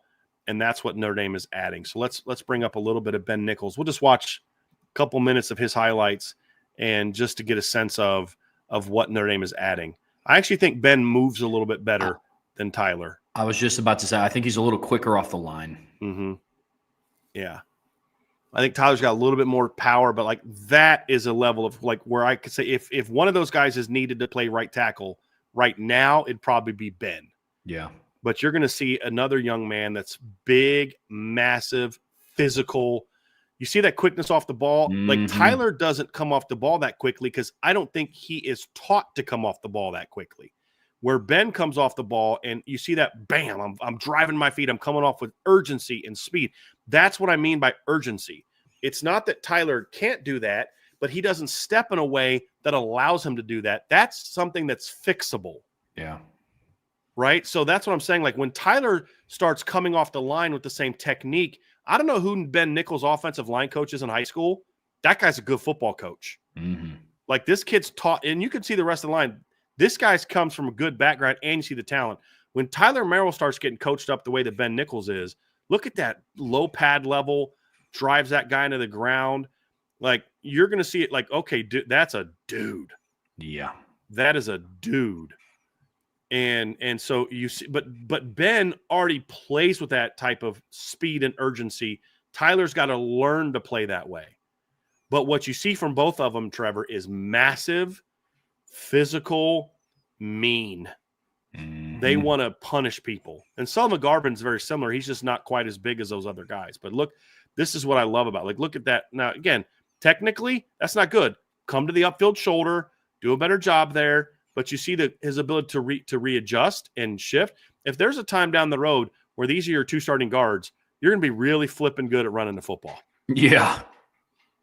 You know, I mean, there may come a time down the road where you're starting Will Blackett tackle at 6'7", he'll be 320. Gerby Lambert, who will be 6'7", 330 at right tackle. You'll be starting 6'6", 330-pound Tyler Merrill, 6'6", 320-pound Ben Nichols as your guards and tackles. That's not an accident. No. That's not intentional. A little tight-hipped, as you can see here. A little stiff hips, but keeps the knees bent, works, and drills somebody. So this is obviously Ben Nichols' film. For those who may just be joining us, we already looked at Tyler Merrill's film, but we're trying to show that Notre Dame made a very concerted effort to get bigger and more physical with who they're recruiting on the offensive line. Yeah. And Sullivan Garvin is a physical kid too. He's the one I have the most question marks about the athleticism right now, the foot quickness right now, and he's also not coached overly well technically. But you see what I'm talking about here, Trev. This is a big physical kid. Yeah. Like just a massive kid. So when you and here's the thing, he's not your biggest offensive lineman right now. Yeah, that's crazy. Yeah. Pretty exciting times. So that we'll just last clip here. I want to get to one more just where he just crushes somebody. He's got another play coming up here where he crushes somebody too. But I love the disposition from these guys, right? I mean, it's just like, okay, man, these guys really like to punish people. And that's something that I like. I don't. What are you going to learn from him going again? That kid's playing DB. There we go. Look at that, working up to the second level. Lord. Working that combo, boom, boom, boom, drive those feet, take the guy in the end zone, put him on the ground. So as we see, Trev, Notre Dame got a lot bigger and a lot more physical with the offensive line class that they're putting together in the 2026 group. And I think Ben Nichols is actually underrated. I think Ben Nichols should be ranked somewhere close to where Tyler Merrill is. I really like Ben Nichols a lot. I mean, he's ranked okay. I mean, he's not like I don't think anyone has him as a 3-star, but I think he should be ranked a lot closer to being a top 100 guy than he is. I'm actually pulling up his rankings now because I know they've made some upgrades, but like Rivals has him. Let's see where Rivals has Ben Nichols ranked number 243. 247 has him as a 3-star. Shocker. ESPN has him as a 234. I have to pull up where On3. On3 has made their rankings. Now you can't go to a guy's page and see his ranking. You have to be a member. Just so lame. I'm not joining your site. But you can look and see. You can look at the classes. So I'm going to see if Ben Nichols is in there. I don't know if where they rank him. They usually tend to like offensive linemen, and they're the outlet. Like everybody talks about, On3 has a bias towards Notre Dame players. I've said this before. I don't think they do. I just think they get rankings wrong. They have ranked a Notre Dame offensive lineman as a 5-star in each of the last 3 years, with Will Black as the number 4 overall player in the country, according to them. So they have Ben Nichols number 209. So, I mean, I'd have him closer to 100, but these are still 2 guys that are ranked as highly ranked guys. Love the pickups, but your last 2 pickups are absolute monsters, the offensive line and Tyler Merrill. And so what's next for them on the offensive line, Trev?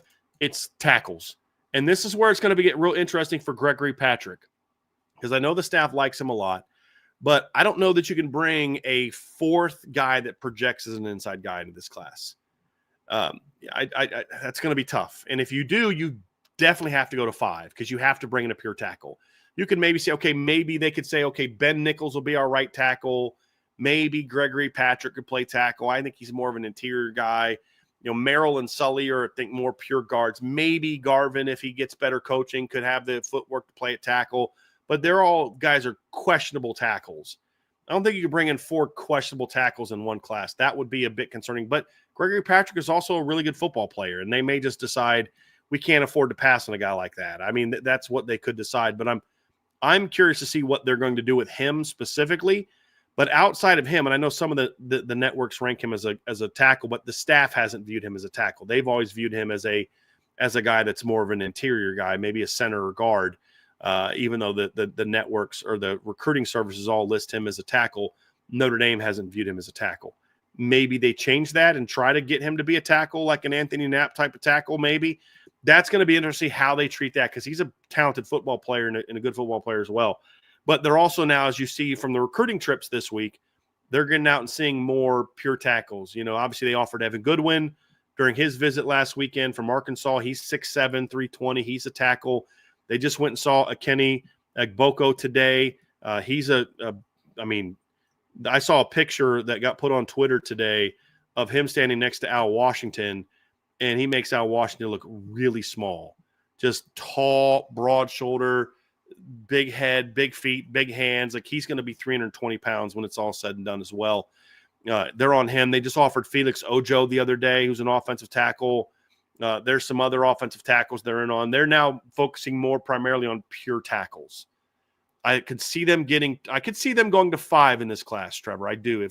Especially with the success the season had, I think that they've got a shot to maybe land 2 studs down the road. So I think they'll be open to a 5th, depending on who that next commitment is. But the guy that I'm really curious about is going to be how they handle the Gregory Patrick recruitment now moving forward, now that Tyler Merrill's officially in the class.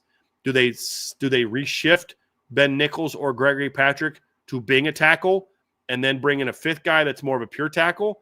I could see that if they feel like Gregory Patrick's just too good to pass up.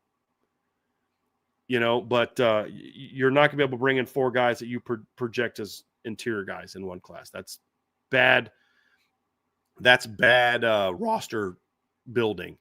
They have to think that one of the guys that are there now or Patrick can be a tackle.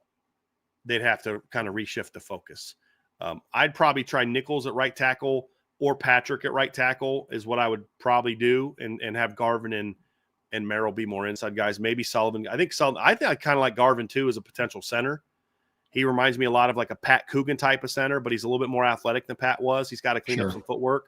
But I could see Sullivan Garvin being a 6'5", 315, 320-pound center.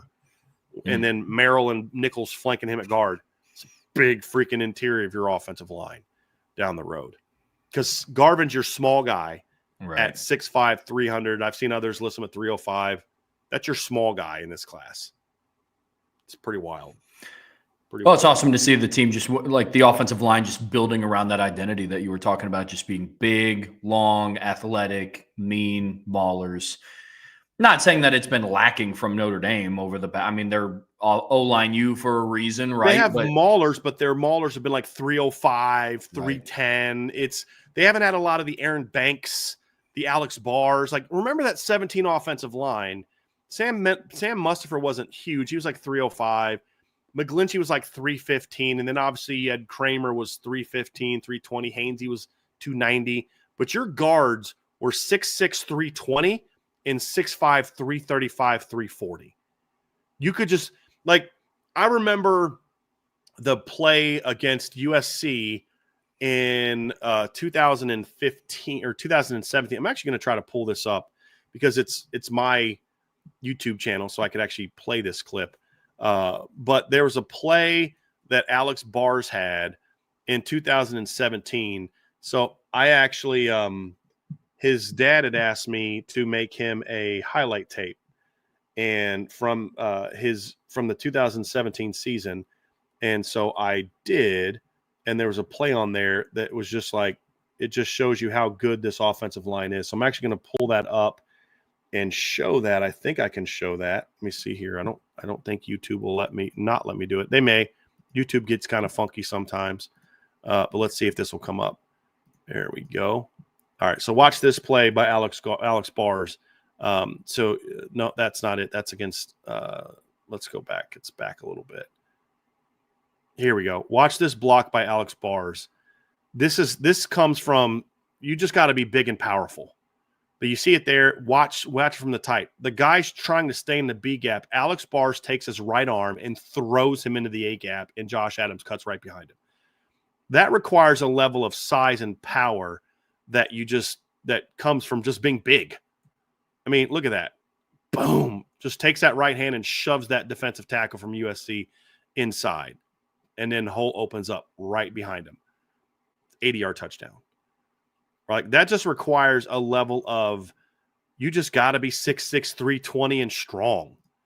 You know, and that's why that's when Aaron Banks could get away with certain things where, you know, Aaron maybe didn't have the proper technique or he didn't have the proper whatever, but he could still blow you off the line because he was 330.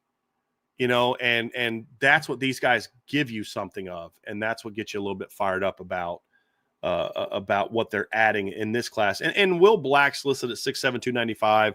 I'll be shocked if he's not at least 315, 320.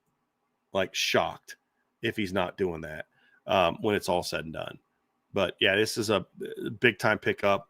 Tackle now will be the focus moving forward. So, yeah, there you go.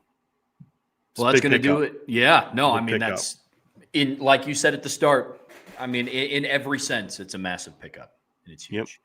Yep. Absolutely. Well, look, guys, that's going to do it for the recruitment on Tyler Merrill and Irish Breakdown's recap of it. We do have a couple of super chats, though, before we get out of here. Get those pulled up here real quick. We have a super chat from Akshat Shakar. Sorry if I butchered that. Is it? I think you nailed that one, I think. All right, cool. There we go. I think. Hopefully. Well, regardless, thank you for the super chat. Is it a given that Strouth and or Craig start if one or both of the young tackles, Gerby and Will Black, shine, and the best five involves Jagasaw and or Knapp and or Emil kicking inside? I don't think anyone should be guaranteed to start or a given to start. I think everyone should go in and say, you have to keep playing better. Billy Schrauth has to keep getting better. Ashton Craig has to show that he's healthy and that he's getting better. Charles Jagasol can't regress and expect to keep his job. Anthony Knapp can't assume he's going to have a starting job. Emil Wagner should not assume he's going to be the starter. When you have the talent on the offensive line, and this is what I think you're getting at, when you have the kind of talent Notre Dame has, you shouldn't just bury a guy on the bench just because he's younger or because another guy has more experience. If somebody beats you out, then guess what? You got beat out. Mm-hmm.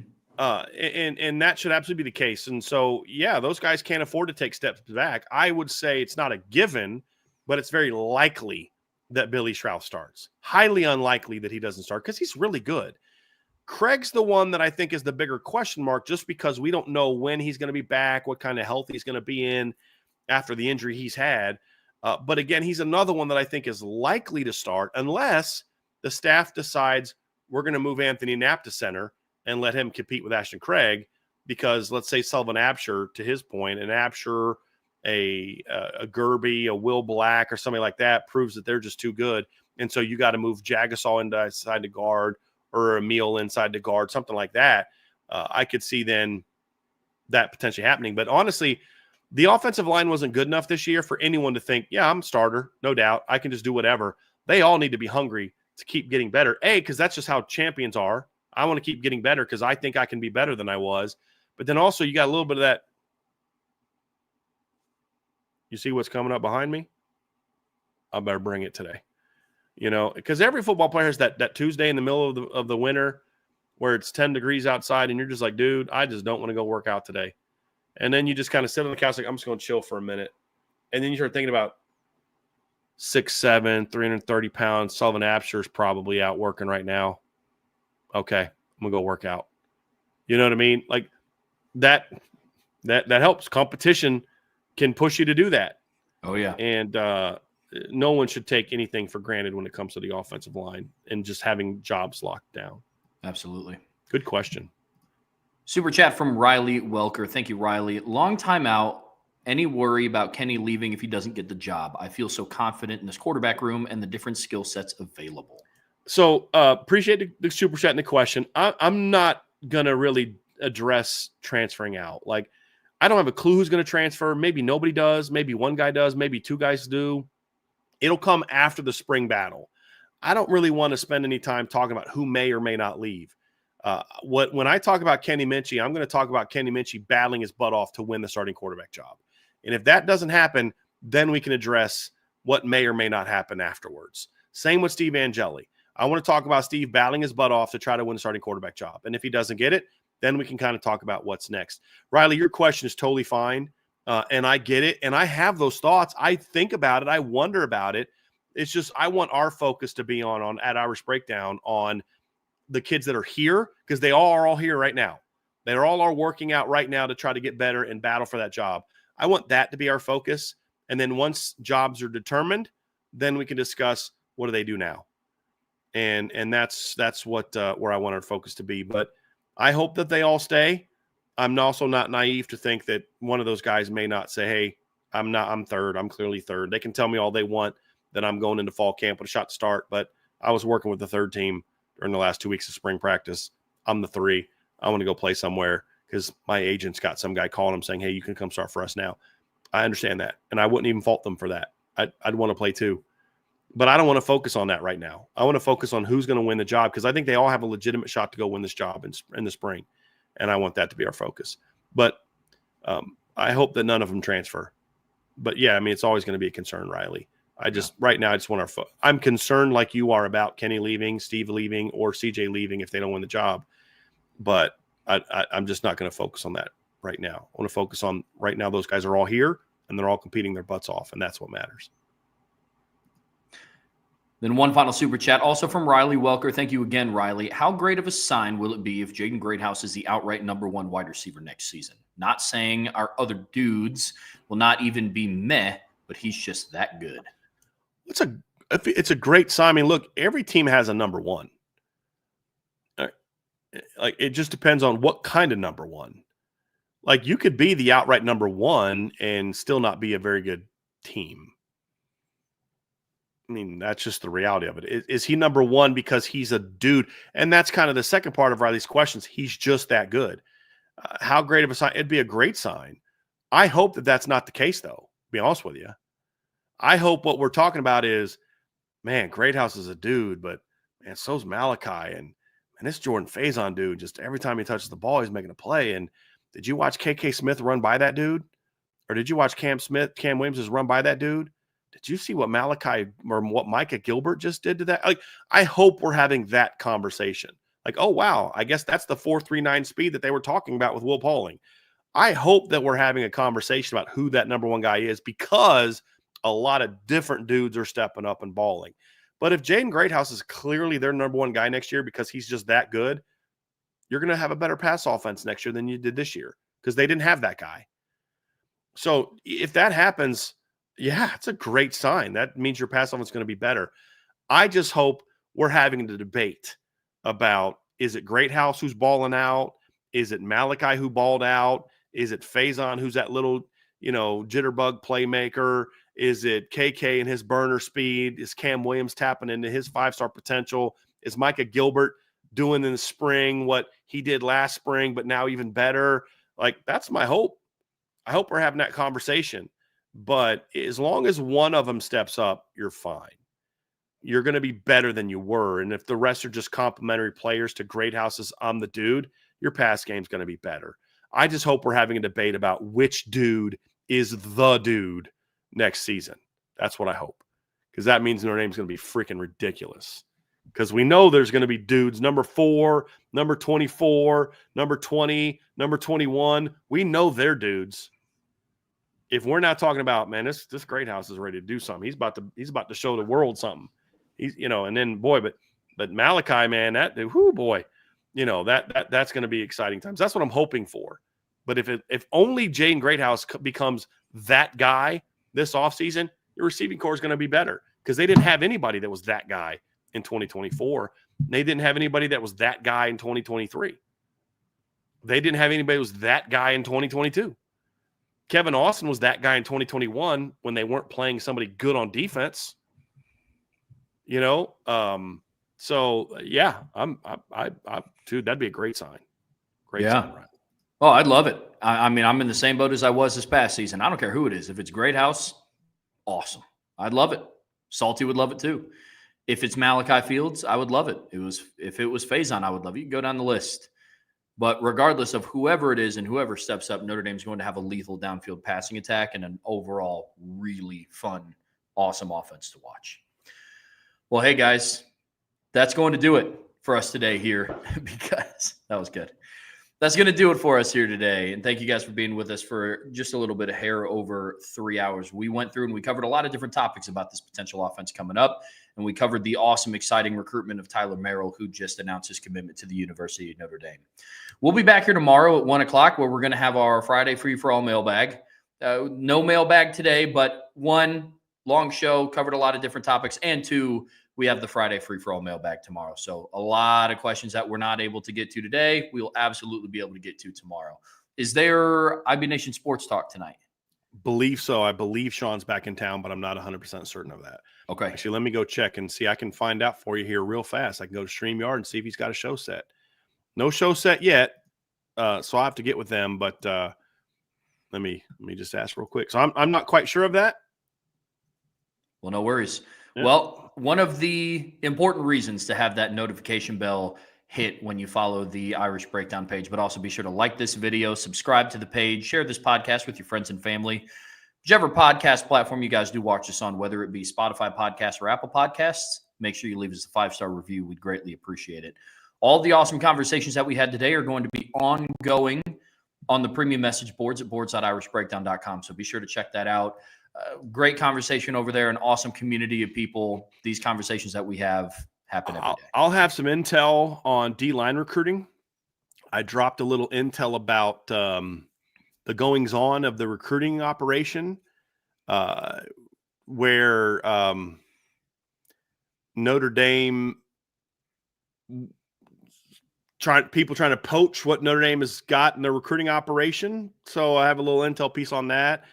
We also put up nightly intel pieces about where the Notre Dame coaches are going to be going the next day, and it's got some film in it. I put film of all the kids are going to go see. So definitely a lot more stuff. We're making a concerted effort to put more of that on the premium board now. So it's the best time. The best time to be a member is right now of the Irish Breakdown premium board. And we are going to rate, our rates are going to go up here pretty soon. So if you want to join an annual member, now's the time to jump in before the rates go up. It's the perfect time to take advantage of that. So just a heads up for that. I'll send an email out to all the current members out here on the beginning of February, but just keep that in mind as well. So if you're thinking about doing it, now's the time to do it.